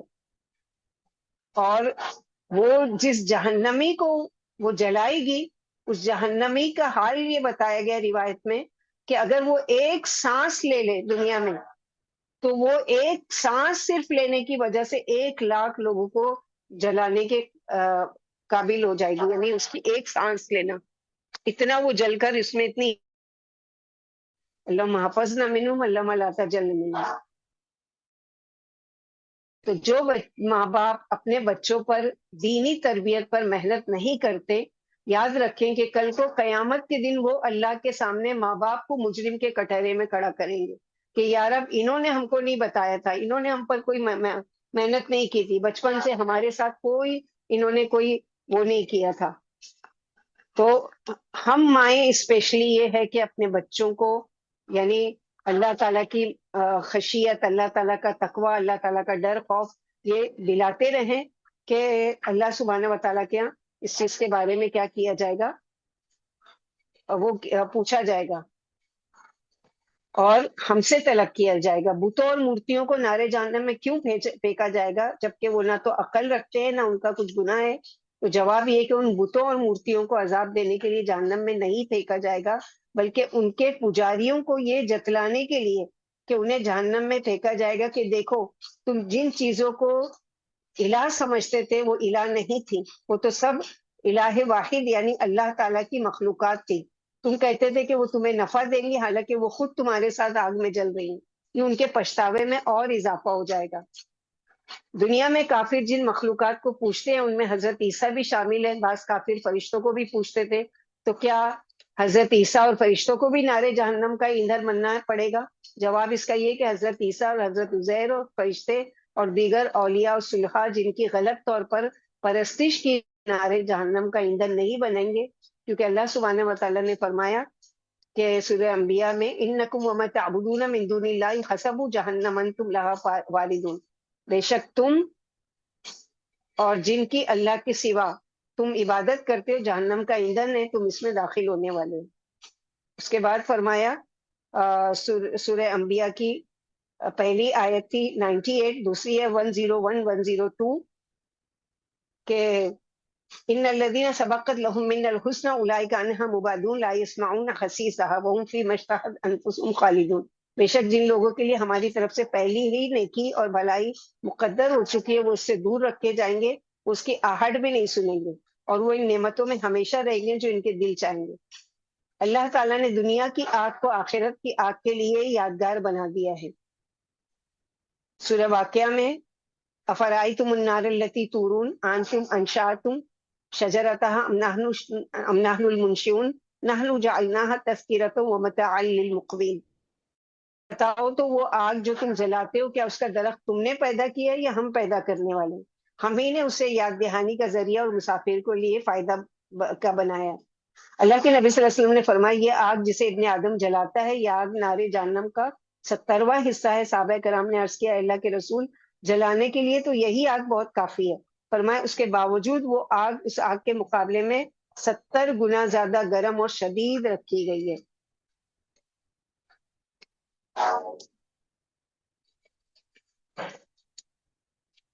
اور نارے جہنم کے شعلے ہمیشہ بھڑکتے رہیں گے. وہ آگ کبھی بھی ٹھنڈی نہیں ہوگی نہ وہ مدھم ہوگی. وہ آگ ہر روز بھڑکائی جاتی ہے. ایک صحابی رسول حضرت عمرو بن ابسہ سلمی کا بیان ہے کہ زمانے جاہلیت میں جب لوگ بتوں کی پوجا کرتے تھے تو میرا خیال ان کے متعلق یہ تھا کہ وہ گمراہی میں مبتلا ہیں. اور وہ کسی دین پر قائم نہیں ہے۔ انہی دنوں میں نے ایک آدمی کے متعلق سنا جو مکے میں لوگوں کو بڑی بڑی خبریں دیتا تھا۔ میں اپنی سواری پر بیٹھا اور مکہ جا پہنچا، کیا دیکھتا ہوں کہ رسول اللہ صلی اللہ علیہ وسلم روپوش ہے، ان کی قوم کے لوگ بڑی دیدہ دلیری کا مظاہرہ کرتے ہیں۔ میں چھپتا چھپاتا ہیلے بہانے کرتا نبی صلی اللہ علیہ وسلم کے ہاں جا پہنچا۔ میں نے آپ صلی اللہ علیہ وسلم سے عرض کیا آپ کون ہیں؟ فرمایا میں نبی ہوں۔ میں نے عرض کیا نبی کیا ہوتا ہے؟ فرمایا مجھے اللہ نے مبعوث کیا ہے۔ عرض کیا اللہ نے آپ کو کیا شے دے کر مبعوث فرمایا؟ آپ نے فرمایا اس نے مجھے مبعوث کیا صلہ رحمی کے ساتھ اور اس امر کے ساتھ کہ بتوں کو توڑ دیا جائے اور یہ کہ صرف ایک اللہ کی عبادت کی جائے اور اس کے ساتھ کسی کو شریک نہ ٹھہرایا جائے۔ اس حدیث کے دوران میں آپ صلی اللہ علیہ وسلم نے یہ بھی فرمایا جب نیزے کا سایہ بہت کم رہ جائے تو نماز نہ پڑھیے کیونکہ اس وقت جہنم کو بھڑکایا جاتا ہے۔ قیامت کے روز بھی نارے جہنم کو بھڑکایا جائے گا، جیسے سورہ تکویر میں ہے وَإِذَا الْجَحِيمُ سُعِّرَتْ، اور جب دوزخ کو بھڑکایا جائے گا۔ موسم گرما میں گرمی کی شدت کا تعلق نارے جہنم کی حرارت سے ہے۔ اللہ کے نبی صلی اللہ علیہ وسلم نے فرمایا جب شدید گرمی ہو تو نماز ٹھنڈی کرو کیونکہ شدید گرمی جہنم کی شدید حرارت سے ہے۔ نارے جہنم نے اپنے رب تعالیٰ سے شکایت کی اور عرض کیا اے میرے رب میں اندر ہی اندر کٹتی اور جلتی جا رہی ہوں۔ تب رب تعالیٰ نے اسے 2 سانس لینے کی اجازت عطا فرمائی، ایک سانس سردی کے موسم میں اور ایک گرمی کے موسم میں۔ آپ جو سخت گرمی اور سخت سردی پاتے ہو یہ وہی 2 سانسیں ہیں، یعنی جب تو سانس چھوڑتی ہے تو گرمی ہوتی ہے اور جب سانس اندر لیتی ہے تو سردی ہوتی ہے۔ جہنم بہت بڑی لیکن اندر سے بے حد تنگ ہے، جہنمیوں کو اس میں بہت گھٹن معلوم ہوگی۔ اس کے بڑے جہم کے متعلق اللہ تعالیٰ نے فرمایا یوم یقول لجہنم هل امتلأت ونقول هل من مزید۔ اس روز قیامت کے روز نبی صلی اللہ علیہ وسلم نے فرمایا اس روز قیامت کے روز جہنم کو لایا جائے گا، اس کی 70,000 لگامیں ہوں گی اور ہر لگام کو 70,000 فرشتے کھینچ رہے ہوں گے۔ تو جہنم کی آگ کوئی معمولی آگ نہیں ہے، یعنی ابھی 70 سال یا دوسری روایت میں آتی ہے کہ 500 سال کی مسافت پر دور ہوگی جہنم، لیکن اس کے صرف ہیٹ کی وجہ سے لوگوں کے چہرے جھلس جائیں گے۔ اللہم حفظنا منہم اللہم اطق رقابنا من النار۔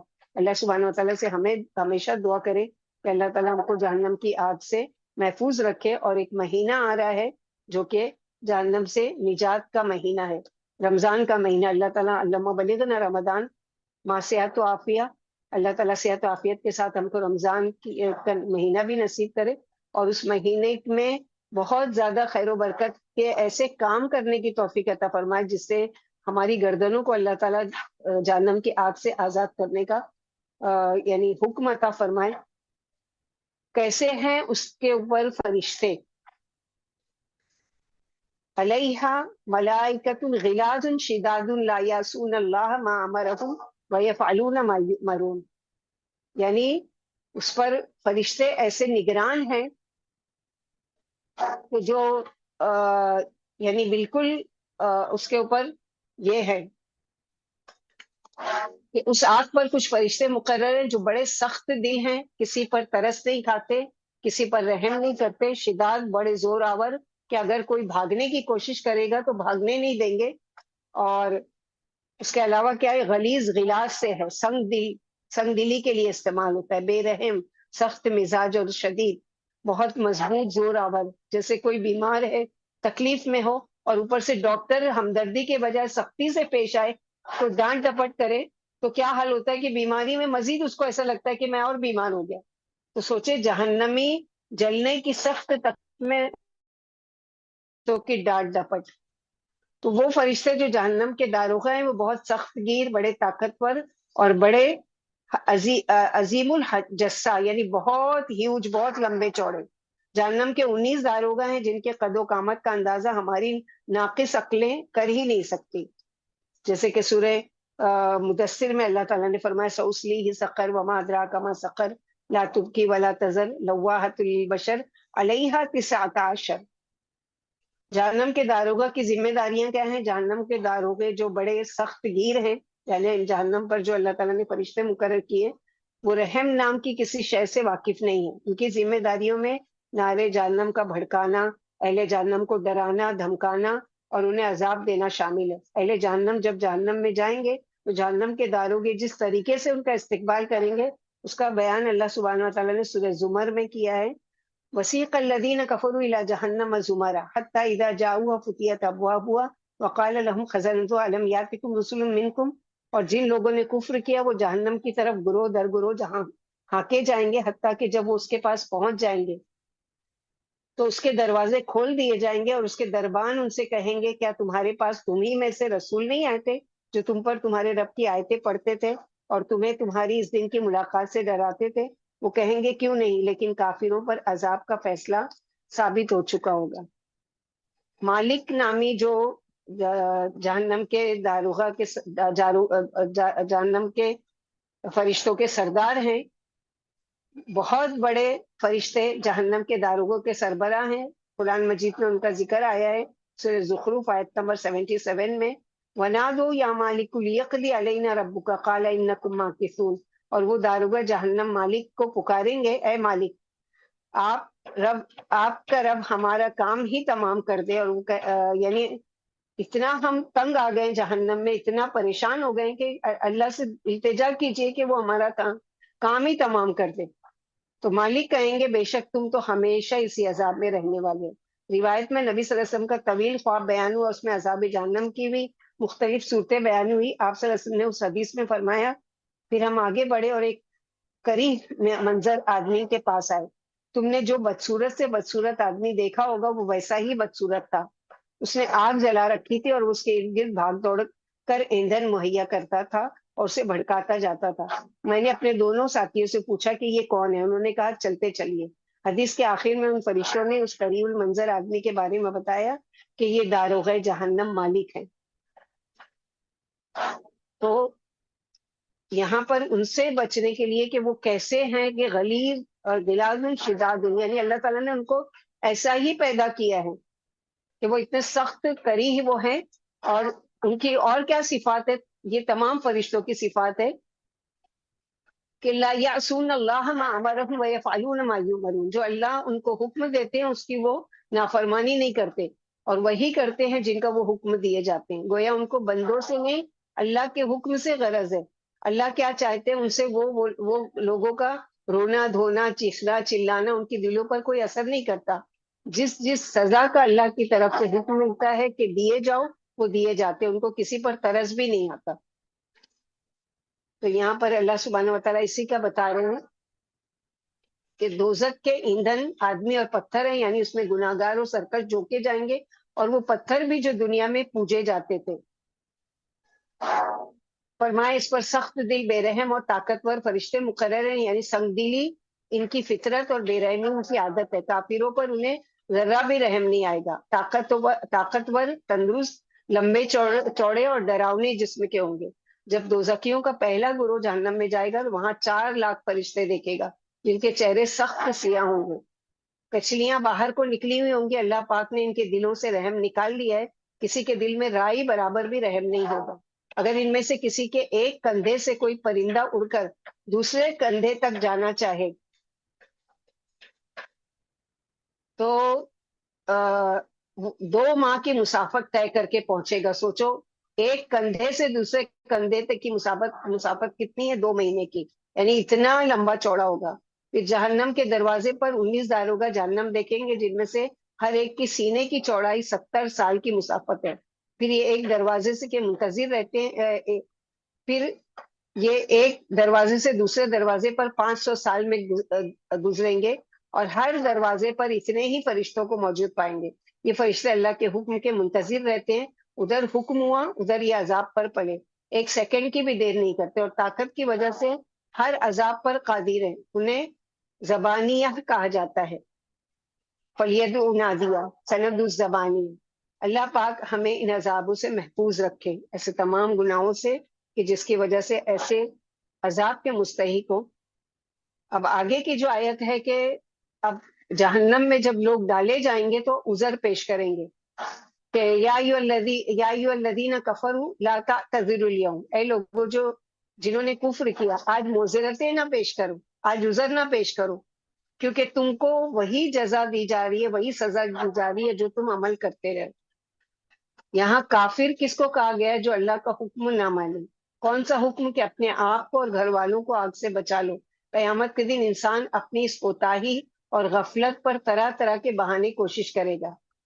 یا اللہ مجھے معاف کر دیجئے، مجھے پتہ ہی نہیں تھا، ماحول ہی ایسا تھا، میری تو ایک نہیں چلتی تھی، سارے لوگ بھی تو یہی کر رہے تھے، اور بڑے مجبور بے بس تھے، کچھ نہیں کر سکتے تھے، ہمارے بچے چھوٹے تھے، ہم کو فرصت نہیں ملتی تھی کہ ہم نماز پڑھیں. یہ ساری معذرت آج کچھ بھی نہیں چلے گی. تم کو وہی جزا مل رہی ہے، تمہارے اعمال کا بدلہ ہی تمہیں دیا جا رہا ہے. تم نے جو دیا ہے، جو بویا ہے، وہی کاٹ رہے ہو، اور جو دیا آگے قیامت کے لیے وہی تم دیے جا رہے ہو پلٹ کر. تو آج دنیا میں ہم لوگوں کو موقع ملا ہے کہ آج اپنے آپ کو اور اپنے گھر والوں کی اصلاح کی کوشش کریں. سب سے پہلے اپنے آپ سے شروعات کریں، اپنے اندر تبدیلی لانے کی کوشش کریں، اپنے اندر سے برائیوں کو نکال کے اللہ تعالیٰ کی فرما برداری کے کاموں کی توفیق دیں. اور اس کے لیے راستہ کیا ہے کہ یا ایھا الذین آمنوا، کفار سے مخاطب ہونے کے بعد اللہ تعالیٰ پھر سے ایمان والوں سے خطاب کر رہے ہیں کہ یا ایھا الذین آمنوا توبوا الی اللہ توبۃ نصوحا عسیٰ ربکم ان یکفر عنکم سیئاتکم ویدخلکم جنات تجری من تحتها الانہار یوم لا یخزی اللہ النبی والذین آمنوا معہ. اے لوگوں جو ایمان لائے ہو، اللہ سے توبہ کرو، اور توبہ بھی صرف زبانی توبہ نہیں، بلکہ توبۃ نصوحا، خالص توبہ، اصلی توبہ، پکی توبہ. نصح اسی سے لفظ نصیحت نکلا ہے، جس کا مطلب خلوص، خیر خواہی، خالص. شہد کے لیے بھی اصل ناصح کہا جاتا ہے، استعمال ہوتا ہے جو ہر قسم کی گندگی سے پاک ہو، موم سے مکھیوں کے پروں کی گندگی سے. اسی طرح پھٹے کپڑے کو سینے کے لیے بھی نصاحت، الثوب، جیسے پیون وغیرہ لگانا. توبۃ نصوحا کا معنی ہے خالص نیت سے کی ہوئی، پکے ارادے سے کی ہوئی توبہ، اصلی توبہ، اور اصلاح بھی ہو، ریاکاری نہ ہو، دکھاوا نہ ہو، بلکہ اپنے ساتھ اچھی طرح خیر خواہی کرے، سنجیدگی کے ساتھ. دین کا اگر کوئی نقصان ہو جائے گناہ کے ذریعے تو اس نقصان کو پورا کرے. حضرت ابی بن کعب سے ابن ابی حاتم نے روایت کی ہے کہ زربن حبش کے واسطے سے، زربن حبیش کہتے ہیں کہ میں نے ابی ابن کعب سے پوچھا کہ توبۃ النصوح کیا ہوتی ہے. انہوں نے کہا میں نے بھی نبی صلی اللہ علیہ وسلم سے یہی سوال کیا تھا. آپ صلی اللہ علیہ وسلم نے فرمایا اس کا مطلب یہ ہے کہ جب تم میں سے کوئی قصور ہو جائے تو اپنے گناہ پر نادم ہو، شرمندگی کے ساتھ استغفار کرو، اور آئندہ اس فعل کا ارتکاب نہ کرو. حضرت عمر نے توبۃ النصوحہ کی تعریف کچھ یوں بیان کی ہے کہ توبہ کے بعد آدمی گناہ کا اعادہ تو درکنار، اسے ارتکاب کا ارادہ تک نہ کرے. یعنی یہ نہیں کہ ایک مرتبہ توبہ پھر وہی گناہ کرے، پھر بلکہ اس گناہ کا ارادہ بھی نہ کرے. یہ ہوتی ہے توبۃ النصوح. حضرت علی رضی اللہ عنہ نے ایک بدو کو توبہ استغفار کے الفاظ جلدی جلدی کرتے ہوئے سنا تو فرمایا یہ توبۃ الکذابین ہے، جھوٹوں کی توبہ ہے. صرف زبان سے توبہ توبہ، یعنی جیسے ہمارے وہاں گال کو پیٹ پیٹ کر کہتے ہیں، پھر فوراً توبہ توبہ کرنے کے بعد پھر وہی کرتے ہیں جو توبہ کو توڑے. تو بدو نے پوچھا پھر صحیح توبہ کیا ہے؟ تو حضرت علی رضی اللہ عنہ نے فرمایا کہ اس کے ساتھ 6 چیزیں ہونی چاہیے.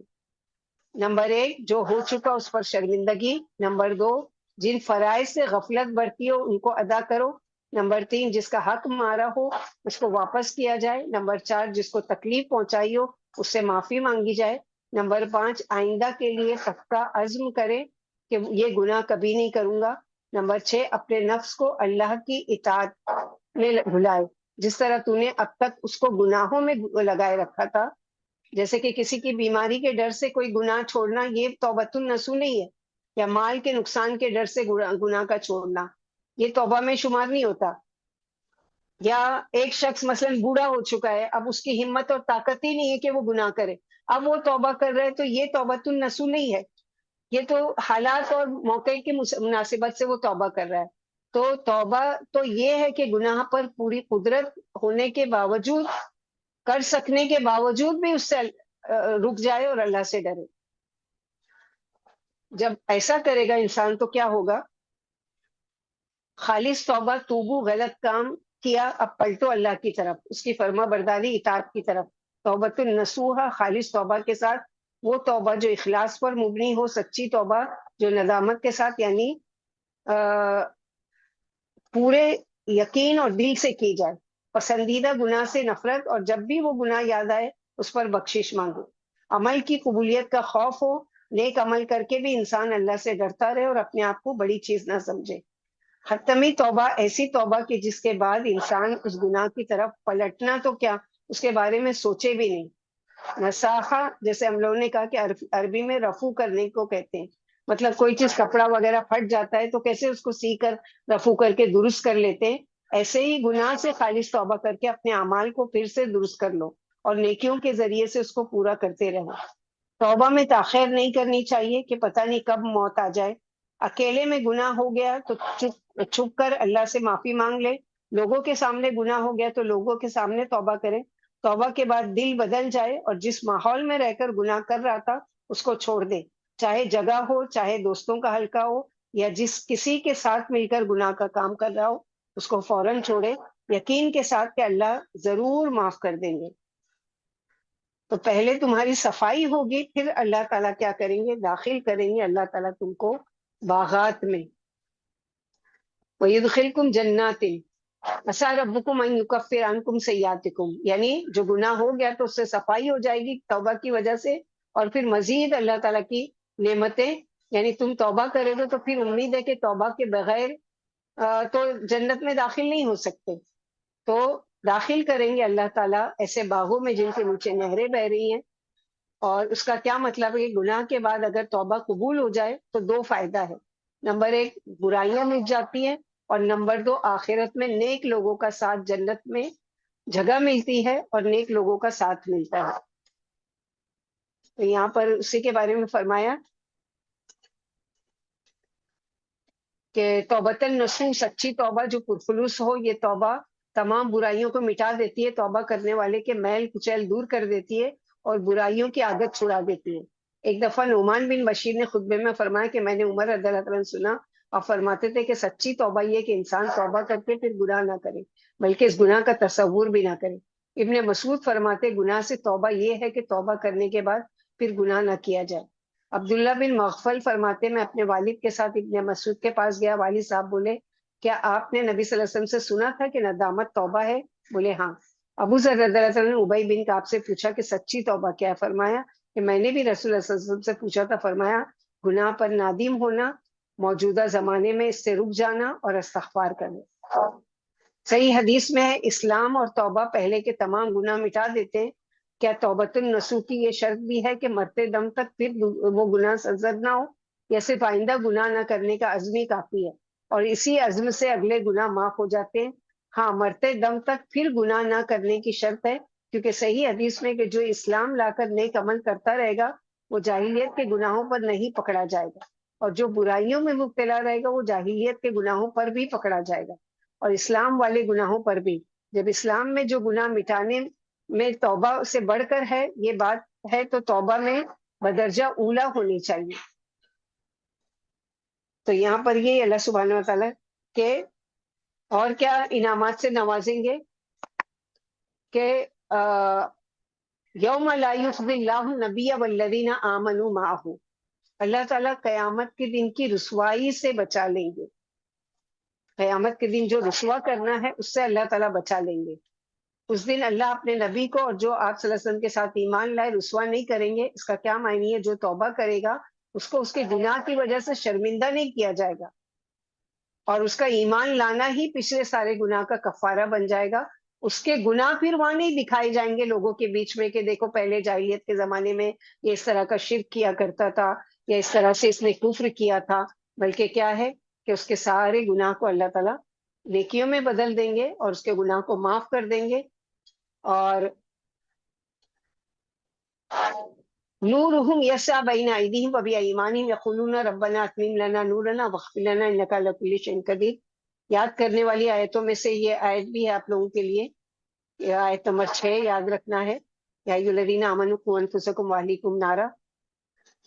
تو یہاں پر جو ہے دعا تو سب کو یاد ہوگی، ربنا اتمم لنا نورنا واغفر لنا انک علی کل شیء قدیر۔ تو یہاں پر ان کو نور، نیکی کا نور دوڑ رہا ہوگا ان کے آگے آگے اور ان کے دائیں جانب، کیونکہ ہم لوگوں نے پڑھا ہے کہ میدان حشر میں مکمل اندھیرا ہے، ہر شخص ٹھوکریں کھا رہا ہوگا، ہر ایک کے پاس اپنی اپنی لائٹ ہوگی، اپنا نور، اپنی روشنی ہوگی، جس سے وہ اپنا راستہ دیکھے گا. اس وقت وہ دعا کرے گا، وہ کہیں گے اے ہمارے رب، ہم پر ہمارا نور مکمل کر دیجئے اور ہم کو بخش دیجئے. وہاں بھی معافی مانگی جا رہی ہے. یہ کب دعا کریں گے؟ جب حشر میں منافقوں کا نور بجھا دیا جائے گا، ان کی لائٹ چلی جائے گی. تو ایمان والوں کو بھی یہ ڈر لگ رہا ہوگا کہ کہیں ہماری بھی لائٹ نہیں چلی جائے. تو دعا کریں گے اللہ ہمارا نور ہمارے لیے پورا رکھنا جب تک کہ جنت میں نہ چلے جائیں. انک علی کل شیء قدیر، بے شک آپ ہر چیز پر قدرت رکھنے والے ہیں. تو نور بڑھائیں گے ایمان میں اضافہ اور تقوی سے. اور کن کن کاموں سے دنیا میں نور بڑھانے کی خوشخبری دی گئی ہے؟ نمبر 1 یہ ہے کہ ایمان میں اضافہ اور تقوی کی وجہ سے نور بڑھتا ہے. نمبر 2 قرآن پڑھنے پڑھانے والوں کے لیے نور کی خوشخبری ہے. نمبر 3 مکمل وضو کرنے والوں کے چہرے اور ان کے اعضاء نور سے چمک رہے ہوں گے. نمبر 4 5 نمازوں کی پابندی کرنا. نمبر 5 مسجد پیدل چل کر جانا. نمبر 6 جمرات پر کنکریاں مارنا. نمبر 7 حج و عمرے میں سروں کو منڈوانے والے. اور نمبر 8 ہر جمعہ کو سورہ کہف پڑھنا. نمبر 9 انصاف کرنے والے. نمبر 10 صدقہ دینے والے. اور نمبر 11 اللہ کی راہ میں دین پر رہتے ہوئے بڑھاپے کی حالت میں پہنچنے والے. تو یہ سب کی سب کیا ہیں کہ نور کے ممبر پر ہوں گے. اور نور ملے گا کیسے؟ تو نور لوگوں کو اپنے اعمال کے مطابق دیا جائے گا. جس کا جیسا عمل ہوگا اس کے مطابق اللہ سبحانہ و تعالیٰ اس کو نور دیں گے. جیسے کہ یہاں پر ہے کہ جن لوگوں کو پلسرات پر سے گزرنا ہوگا ان میں سے ہر ایک کو نور عطا کیا جائے گا. نبی کریم صلی اللہ علیہ وسلم نے روح تباری تعالیٰ کے متعلق جو حدیث بیان کی اس کے دوران میں آپ صلی اللہ علیہ وسلم نے فرمایا اللہ تعالیٰ ہنستے ہیں، ان کے روبرو جلوہ افروز ہوگا، وہ انہیں اپنے ہمراہ لے جائیں گے، لوگ اس کے پیچھے پیچھے جائیں گے. ان میں سے ہر آدمی کو چاہے وہ منافق ہوگا یا مومن نور عطا کیا جائے گا. لوگ نور کے پیچھے جائیں گے، پیچھے پیچھے جائیں گے. جہنم کے پل پر آنکڑے اور کانٹے ہوں گے جس کے متعلق اللہ تعالیٰ کا حکم ہوگا وہ اسے پکڑ لیں گے. پھر منافقین کا نور بجھا دیا جائے گا. اہل ایمان نجات پا کر آگے بڑھ جائیں گے. اہل ایمان کا پہلا گروہ جو نجات پائے گا اس میں 70,000 افراد شامل ہوں گے. ان کے چہرے 14ویں کے چاند کی طرح روشن ہوں گے، ان سے حساب نہیں لیا جائے گا. اللہم جعلنا منہم، اللہم ادخلنا جنت بغیر حساب. ہر اہل ایمان کو اس کے عمل صالح کے حساب سے نور دیا جائے گا. دنیا میں جس نے نیک عمل جیسی نیت، جیسی کوشش اور جیسی محنت سے کی ہوگی اس کے مطابق اس کو نور دیا جائے گا. اور اسی حساب سے اس کی رفتار بھی دھیمی یا تیز ہوگی. جس کا نور زیادہ ہوگا وہ تیزی سے پلسرات پار کر جائے گا، اور جس کا نور کم ہوگا اس کی چال دھیمی ہوگی.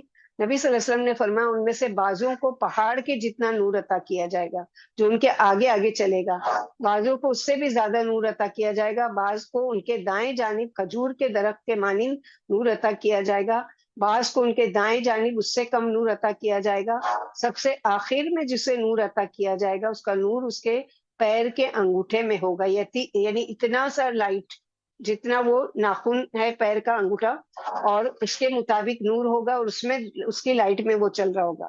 جب وہ روشن ہوگا تو آدمی ایک قدم آگے بڑھے گا، اور جب وہ بجھے گا تو آدمی ٹھہر جائے گا. یوں سب لوگ پلسرات کو پار کر کے گزر جائیں گے. پھر ایمان والے اللہ سے دعا کریں گے ربنا اتمم لنا نورنا واغفر لنا انک علی کل شیء قدیر.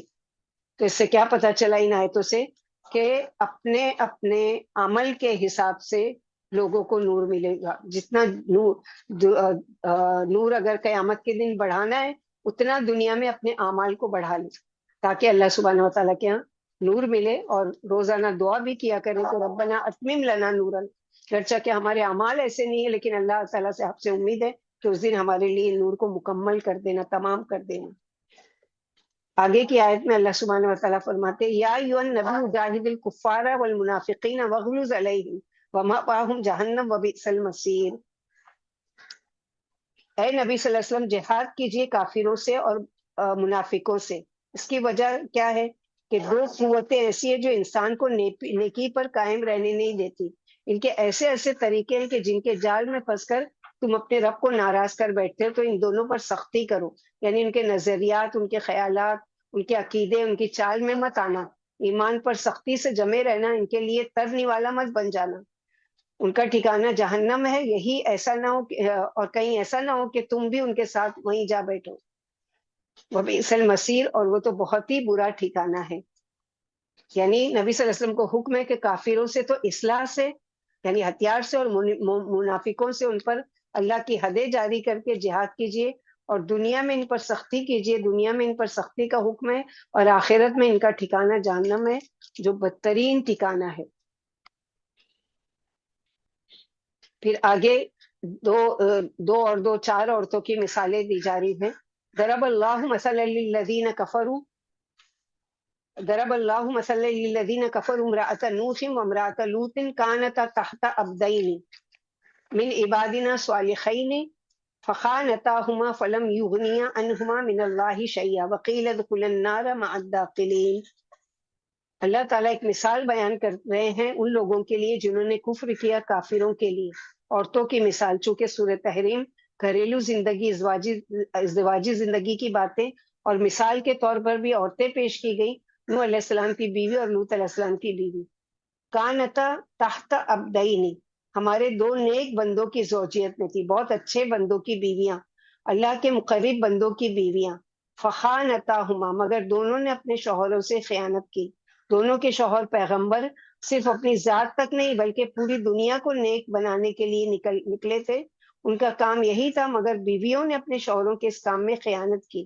یاد رکھیے کہ پیغمبروں کی بیویاں کافر نہیں ہوتی، یا اپنی عزت و عفت میں خیانت نہیں کرتی، یا اس سے مراد یہ نہیں ہے، بلکہ انہوں نے شوہروں کے مشن میں خیانت کی، ان کا ساتھ نہیں دیا۔ فلم یغنیا عنہما من اللہ شیئا، تو وہ دونوں پیغمبروں کا نیکی اور تقوی ان کی بیویوں کے کام نہیں آیا، یعنی جب اللہ کا عذاب آیا تو وہ اپنی بیویوں کو نہ بچا سکے، شوہروں کی رسالت، نیکی، تقوی بیوی کے کام نہیں آیا۔ وقیل ادخلا النار مع الداخلین، اور کہہ دیا گیا دونوں کو آگ میں چلی جاؤ، داخل ہو جاؤ ساتھ داخل ہونے والوں کے، یعنی قیلہ کہہ دیا گیا، یعنی قبر کی زندگی میں آگ کا عذاب ان کے لیے پہلے ہی تیار کر دیا گیا ہے۔ تو یہاں پر کیا ہے کہ اس سے کیا پتہ چلتا ہے کہ دنیا میں کوئی کتنا بھی اچھے نیکوکار کا ساتھ ہو، اگر اپنا عمل نہیں ہے اس کے مطابق تو وہ کوئی ساتھی جو ہوگا وہ نیکوکار کتنا بھی ہو وہ کوئی کام نہیں آئے گا۔ یہاں مثال دو بہترین انبیاؤں کی، نوح علیہ السلام اور لوط علیہ السلام کی، دونوں اللہ کے نبی ہیں اور اللہ کے پیغمبر ہیں، اور ایک تو اولو العزم پیغمبر میں سے ہیں، لیکن وہ بھی اپنی بیوی کو نہیں بچا سکے، اپنے بچے کو نہیں بچا سکے۔ سورہ ہود میں پورا اس کی ڈیٹیل گزر چکی ہے۔ یعنی اگر کافر و مسلمان ملے جلے ہیں اور کافر ان کے ساتھ اٹھتے بیٹھتے اور کھاتے پیتے ہیں تو یہ میل قیامت کے دن کافروں کے کام آنے والا نہیں ہے۔ جب دلوں میں ایمان کا نور نہیں تو خالی میل جول کیا کام دے گا۔ پھر مثال دے کر فرمایا کہ حضرت نوح علیہ السلام اور حضرت لوط علیہ السلام دونوں پیغمبر تھے، ان کی بیویاں ان کے ساتھ رہتی سہتی تھی اور کھاتی پیتی تھی، لیکن انہوں نے ان سے ایمان میں خیانت کی اور انہیں نہیں مانا، تو انہیں ہر وقت کا میل جول اور ہر وقت کی نبی کی معاشرت کچھ کام نہیں آئی، دونوں برباد ہوئی، اور دونوں سے کہا گیا کہ اوروں کی طرح تم بھی جہنم میں جلو اور جھکو۔ خیانت سے مراد کیا ہے کہ خیانت حرام کاری نہیں ہے، کیونکہ انبیاء کی بیوی ایسی بد اخلاقی سے معصوم ہوتی ہے جیسے کہ سورہ نور میں گزر چکا، بلکہ دینی خیانت مراد ہے، یعنی دین میں انہوں نے شوہروں کا ساتھ نہیں دیا۔ ابن عباس فرماتے ہیں انہوں نے زنا نہیں کیا تھا، نوح علیہ السلام کی عورت کی خیانت یہ تھی کہ اپنی قوم سے جا کر کہا کرتی تھی کہ میرا شوہر دیوانہ ہے، اور لوط علیہ السلام کی عورت کی خیانت یہ تھی کہ ان کے مہمانوں کی قوم کو اطلاع دے دیا کرتی تھی، اور یہ بھی خیانت تھی کہ ان کے دین پر نہ تھی۔ نوح علیہ السلام کی عورت ان کا راز افشا کر دیا کرتی تھی، اور جب کوئی حضرت نوح علیہ السلام پر ایمان لاتا تو یہ اپنی قوم کے سرکشوں کو مطلع کر دیا کرتی تھی کہ فلاں شخص جو ہے وہ نوح علیہ السلام پر ایمان لایا تاکہ اس پر وہ کیا جائے۔ تو اس طرح سے یہاں پر یہ بتایا گیا، اور ایک اور روایت میں آتا ہے کہ لوط علیہ السلام کی بیوی کیا کیا کرتی تھی کہ جب ان کے وہاں کوئی مہمان آتا تھا، جیسے کہ ان کی قوم کی سب سے بڑی جو گناہ اور سب سے بڑا جو ان کی بد اخلاقی بتائی گئی کہ وہ مردوں سے اپنی خواہشات کو پورا کرتے تھے، تو جب کوئی ان کے وہاں مہمان آتا تھا تو یہ بیوی کیا کرتی تھی کہ آگ جلاتی تھی، گھر میں دھواں پیدا کرتی تھی، دھواں جب اٹھتا تھا تو لوگ سمجھ جاتے تھے کہ ان کے وہاں ضرور مہمان آئے ہیں۔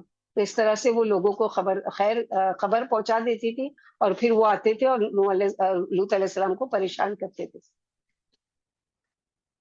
تو یہاں اس چیز سے کہ اللہ تعالیٰ اگر کوئی نیکوکار ہے اور اس کے ساتھ رہنے والا کوئی بدکار ہے، تو اس کی بدکاری کی، اس کی نیکی اس کو کام نہیں آئے گی۔ جیسے ابراہیم علیہ السلام کو ان کے اپنے باپ کے لیے کام نہیں آئیں گے وہ، اسی طرح محمد صلی اللہ علیہ وسلم اپنے ماں باپ کے لیے کام نہیں آئیں گے۔ جیسے کہ اللہ کے نبی صلی اللہ علیہ وسلم نے جب یہ آیتیں نازل ہوئی تو کیا فرمایا، اور دوسری جگہ بھی کہ جیسے وہ آیت اتری تھی کہ وَأَنذِرْ عَشِيرَتَكَ الْأَقْرَبِينَ، تو آپ صلی اللہ علیہ وسلم نے فاطمہ بنت محمد، صفیہ بنت عبد المطلب، ان لوگوں کو بلایا اور کہا کہ اے میری بیٹی فاطمہ بنت محمد، اپنے آپ کو آگ سے بچا لو، میں تمہارے لیے قیامت کے دن کوئی کام نہیں آ سکتا۔ اے پھوپھی صفیہ بنت عبد المطلب، اپنے آپ کو اپنے لیے کچھ کر لو کہ میں تمہارے لیے قیامت کے دن کچھ کام نہیں آ سکتا۔ تو کسی کا بھی ساتھ دنیا میں جو بھی ہے وہ کام نہیں آ سکتا۔ اس آیت سے بعض عالموں نے استدلال لیا ہے کہ یہ جو عام لوگوں میں مشہور ہے کہ جس نے کسی بخشے ہوئے کے ساتھ کھا لیا اس کو بھی بخش دیا جائے گا، اس کی کوئی اصل نہیں ہے، کیونکہ انبیاء قطعی طور پر بخشے ہوئے ہیں، اور نوح اور لوط علیہ السلام کی بیویوں نے کبھی نہ کبھی ان کے ساتھ کھایا بھی ہوگا، مگر یہ دونوں جہنمی ہیں۔ کسی بزرگ نے نبی صلی اللہ علیہ وسلم کو خواب میں دیکھا تھا، پوچھا یا رسول اللہ صلی اللہ علیہ وسلم کیا یہ آپ ہی کی حدیث ہے؟ فرمایا نہیں، لیکن اب میں کہتا ہوں کسی بزرگ کے خواب سے کوئی شرعی حکم ثابت نہیں ہوتا، کہ بہت سے وہ ہوتے ہیں نا کہ وہ ہمارے پیر صاحب ہیں، وہ ہم کو بخشوا دیں گے، وہ ہم کو لے کر ہاتھ پکڑ کر جنت میں داخل کر دیں گے، تو ہرگز نہیں۔ انسان کے اپنے اعمال اور اعمال سے بھی اوپر اللہ سبحانہ و تعالیٰ کی مشیت، اللہ تعالیٰ کی رحمت، اس سے لوگ جنت میں داخل ہوں گے، اس سے لوگ جہنم سے بچائے جائیں گے۔ تو دو مثالیں یہاں پر اس کی کہ نیکوکار شوہر اور بیویاں خیانتدار۔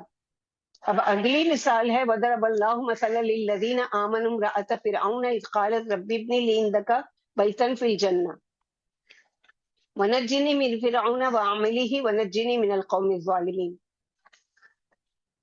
اور ایمان والوں کے لیے اللہ تعالیٰ فرعون کی بیوی کی مثال پیش کرتے ہیں، کس طرح انہوں نے ثابت قدمی دکھائی، کس طرح مصیبتوں پر صبر کیا، کیسے ایمان پر جمی رہی۔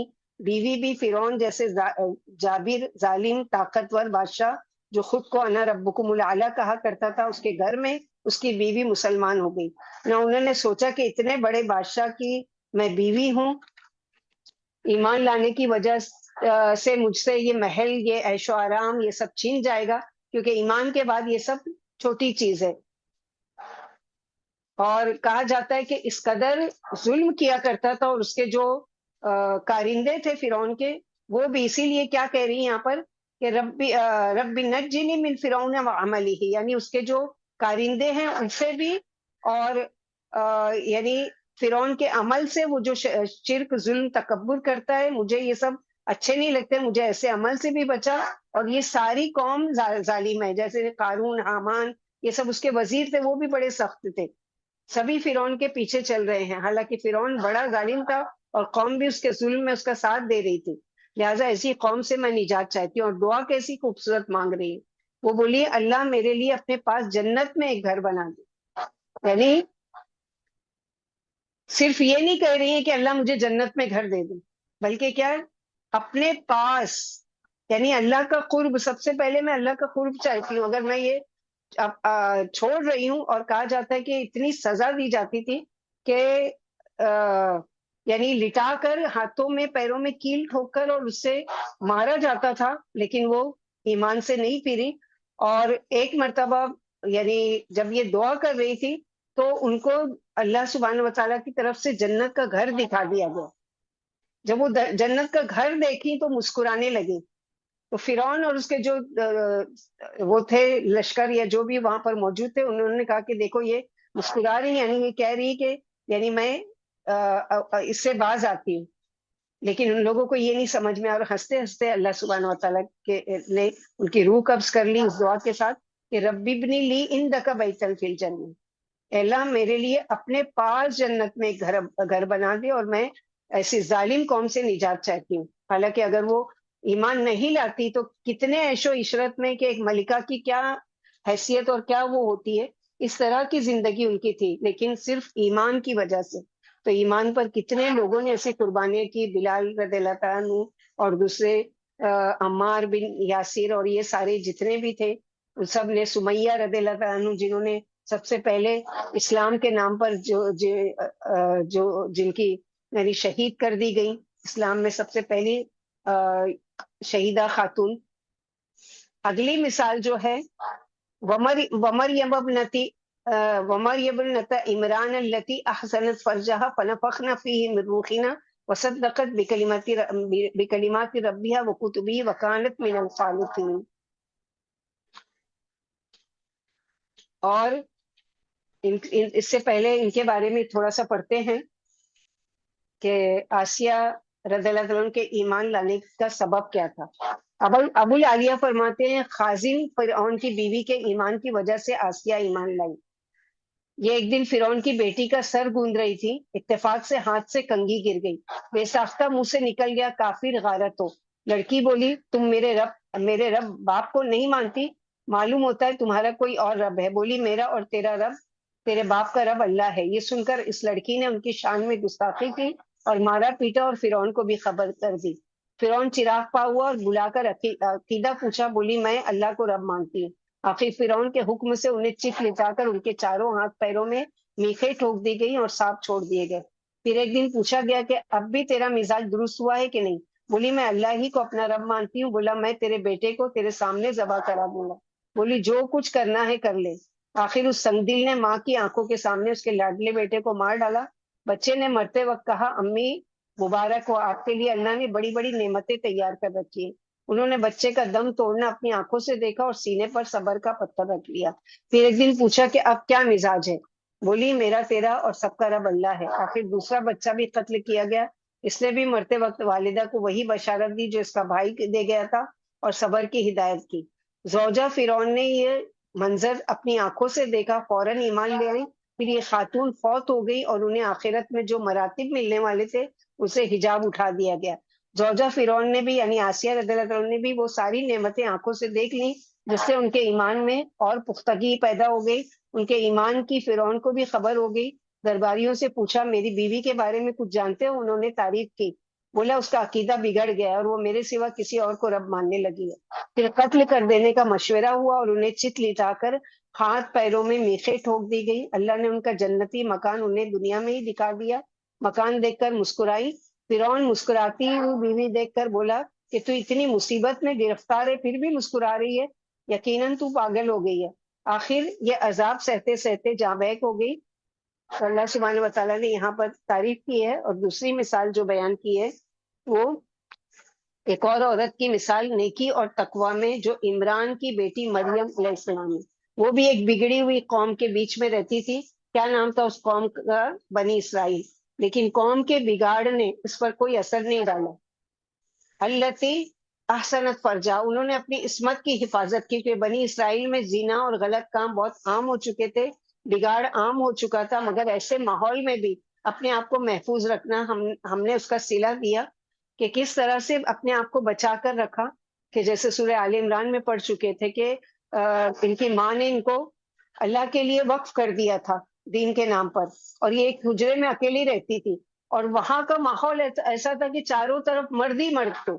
یہ اکیلی اپنے حجرے میں رہتی تھی، اس کے باوجود بھی اپنی عصمت اور عزت کی حفاظت کی. تو اللہ تعالیٰ نے ان کی تعریف کی ہے کہ حضرت مریم کی تعریف، اللہ نے آپ کی تعریف فرمائی کہ آپ نے اپنے رب کی باتوں کی اور الہامی کتابوں کی تصدیق کی اور کمال فرما بردار تھی. ابن عباس رضی اللہ عنہ فرماتے ایک دفعہ نبی صلی اللہ علیہ وسلم نے زمین پر 4 خط کھینچ کر فرمایا جانتے ہو یہ کیا ہے؟ صحابہ بولے اللہ اور اس کا رسول خوب جانتے ہیں. فرمایا جنتی عورتوں میں سے سب سے افضل خدیجہ، فاطمہ، مریم اور آسیہ ہیں.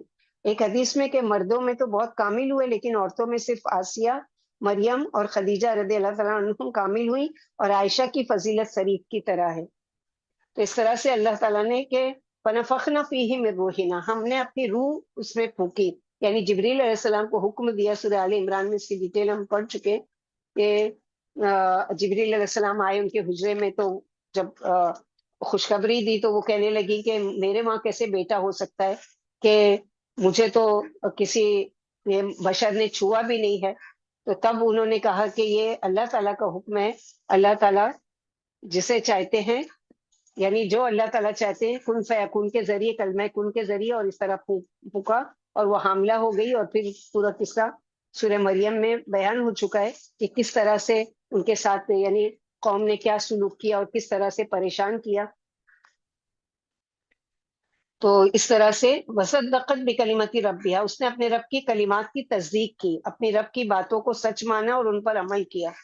اور اس کی کتابوں کی جو انجیل اللہ تعالیٰ نے اتاری اس پر بھی ایمان لائی، اور عیسیٰ علیہ السلام کو نبی بنایا اس پر بھی ایمان لائی. وکانت من القانتین، اور وہ فرما بردار لوگوں میں سے تھی. بہترین بیٹی کی، ایک نوجوان لڑکی کے لیے بہترین مثال جو ہے وہ مریم علیہ السلام کی، کہ اتنے مشکل ماحول میں بھی اپنے آپ کی، اپنی عزت و عظمت کی حفاظت کرنے والی، اور ایک شوہر والی.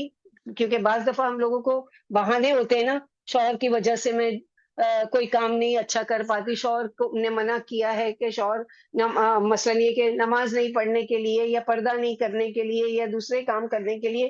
تو فرعون کی بیوی کی مثال بہترین مثال ہے کہ اس سے بڑا ظالم تو شاید ہی کوئی شوہر ہوگا دنیا میں. دنیا کے کسی کام کے لیے ہم لوگ کیسے منا لیتے ہیں، مثلاً کسی کو جاب کرنا ہے تو کس طرح سے وہ راضی کروا لیتی ہے اپنے شوہر کو کسی طرح سے، یا دنیاوی شاپنگ کرنا ہے یا جو بھی کام کرنا ہے کیسے منا لیتی ہے. اور دین کے معاملے میں چونکہ وہ کام ہمارا دل نہیں چاہتا کرنے کا، یا ہم کو وہ کام مشکل لگتا ہے، تو ہم کیا کرتے ہیں، شوہروں کی طرف وہ کر دیتے ہیں. تو یہ دونوں کی مثال ہے کہ کنواریاں بھی ہیں ان کے لیے بھی کوئی وہ نہیں ہے، وہ بھی مثال موجود ہے، اور جو شوہر والیاں ہیں ان کے لیے بھی. کہ جیسے کہ اس سے پہلے کی جو آیت ہم لوگ پڑھ چکے کہ اس دن معذرت کوئی قبول نہیں کی جائے گی. یعنی اس دن اگر کوئی آ کر یہ کہے گا کہ آیت نمبر ہے اس میں،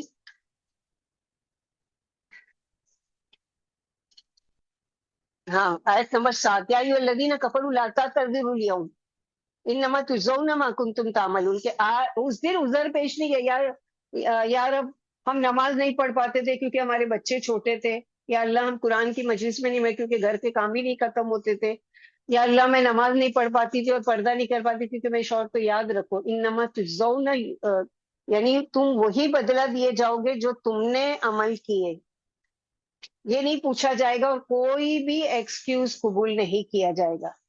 حضرت انس رضی اللہ عنہ سے روایت ہے کہ رسول اللہ صلی اللہ علیہ وسلم نے فرمایا 4 خواتین تمام جہانوں کی عورتوں سے افضل ہیں: مریم بنت عمران، فرعون کی بیوی آسیہ، خدیجہ بنت خویلد اور فاطمہ بنت رسول صلی اللہ علیہ وسلم.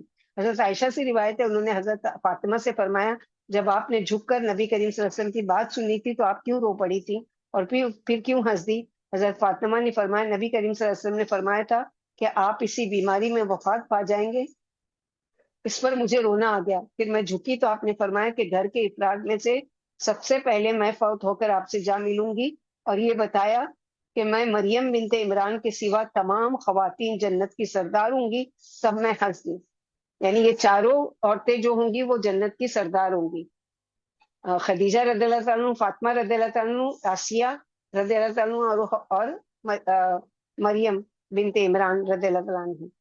اس سے معلوم ہوا کہ مذکورہ والا 4 خواتین میں سے حضرت مریم اور حضرت فاطمہ کا درجہ زیادہ ہے. حضرت ابو موسیٰ اشعری سے روایت ہے، رسول اللہ صلی اللہ علیہ وسلم نے فرمایا مردوں میں تو بہت سے افراد کامل ہوئے، عورتوں میں صرف فرعون کی بیوی آسیہ اور مریم بنت عمران کامل ہے. عائشہ دوسری عورتوں سے اس طرح افضل ہے جس طرح شریف دوسرے تمام کھانوں سے افضل ہے. کمال سے مراد غالباً اپنے اپنے دور میں کمال کا حصول ہے، کیونکہ ان دونوں خواتین نے ہونے والے نبیوں کی پرورش کی تھی. حضرت آسیہ نے حضرت موسیٰ علیہ السلام کی پرورش کی، حضرت مریم نے حضرت عیسیٰ علیہ السلام کی پرورش کی. اس کا یہ مطلب نہیں کہ اس امت میں کوئی خاتون کمال کے اس درجے کو نہیں پہنچ سکتی. حضرت خدیجہ اور فاطمہ رضی اللہ عنہ بھی باکمال ہیں. حضرت خدیجہ نے نبی کریم صلی اللہ علیہ وسلم کی خدمت میں بعثت سے پہلے 15 سال اور بعثت کے بعد 10 سال گزارے. اپنی تمام دولت اللہ کی راہ میں قربان کر دی اور مشکلات کے دور میں آپ کی دل جوئی فرماتی رہی. حضرت فاطمہ کو اپنی بہنوں پر یہ فضیلت حاصل ہے کہ انہیں نبی صلی اللہ علیہ وسلم کی وفات کا صدمہ برداشت کرنا پڑا، جبکہ آپ کی دوسری بہنیں نبی صلی اللہ علیہ وسلم کی زندگی میں ہی فوت ہو گئی تھی۔ حضرت عائشہ کو یہ شرف حاصل ہے کہ آپ کو نبی کریم صلی اللہ علیہ وسلم کی محبت میں سے وافر حصہ ملا تھا۔ آپ کے سوا کوئی ام المومنین کنواری ہونے کی حالت میں نبی صلی اللہ علیہ وسلم کے نکاح میں نہیں آئی تھی۔ جب منافقوں نے آپ کی عزت پر انگلیاں اٹھائی تو اللہ تعالیٰ نے قرآن مجید میں آپ کی برات نازل فرمائی۔ آپ رسول اللہ صلی اللہ علیہ وسلم کی رحلت کے بعد تقریباً 50 سال زندہ رہیں۔ اس دوران میں آپ صلی اللہ علیہ وسلم قرآن و سنت کی تبلیغ میں مشغول رہیں۔ مشکل شرعی مسائل میں آپ فتووں کے ذریعے سے امت کی رہنمائی فرماتی رہیں اور اختلاف پیدا ہونے کی صورت میں صلح کرواتی رہیں۔ اس لیے بعض علماء کرام نے ام المومنین حضرت عائشہ کو ام المومنین حضرت خدیجہ سمیت تمام امہات المومنین سے افضل قرار دیا ہے۔ تاہم حضرت خدیجہ اور حضرت عائشہ کو ایک دوسرے سے افضل قرار دینے کے مسئلے میں خاموشی ہے کہ اللہ تعالیٰ بہتر جانتے ہیں۔ جیسے اللہ کے نبی صلی اللہ علیہ وسلم دونوں سے بہت محبت کرتے تھے کہ خدیجہ رضی اللہ تعالیٰ کو اکثر ان کے فوت ہونے کے بعد بھی یاد کیا کرتے تھے، اور عائشہ رضی اللہ تعالیٰ سے بے انتہا محبت کیا کرتے تھے۔ اس طرح سے الحمدللہ الذی بنعمتہ تتم الصالحات 28ویں پارے کا اختتام ہوا۔ اللہ سبحانہ و تعالیٰ ہم لوگوں کو بھی ایسی عورتوں میں سے چن لے جن کو توبۃ النصوح بھی نصیب کرے اللہ تعالیٰ، کہ ہم سے جو بھی گناہ ہوئے اللہ تعالیٰ سے سچے دل سے توبہ کریں، معافی مانگے، اور اللہ کی طرف رجوع کرنے والیاں اور مسلمات، مومنات، قانتات، صائمات، سائحات، تائبات، ان ساری اچھی خوبیوں کی مالکہ بنائے ہم لوگوں کو بھی، اور اللہ سبحانہ و تعالیٰ ہم سے بھی وہ کام لے لے جو اللہ تعالیٰ کی پسند کا اور اللہ تعالیٰ کے مخلوق کے فائدے کا ہو جائے، اور اللہ سبحانہ و تعالیٰ ہم سب سے راضی ہو جائے اور مرتے دم تک ہم لوگوں کو اس قرآن سے جوڑے رکھے۔ خیرکم من تعلم القرآن وعلمہ، ربنا تقبل منا انك انت السميع العليم وتب علينا انك انت التواب الرحيم۔ سبحان ربك رب العزة عما يصفون وسلام على المرسلين والحمد لله رب العالمين۔ سبحانك اللهم وبحمدك اشهد ان لا اله الا انت استغفرك واتوب اليك۔ السلام علیکم ورحمۃ اللہ وبرکاتہ۔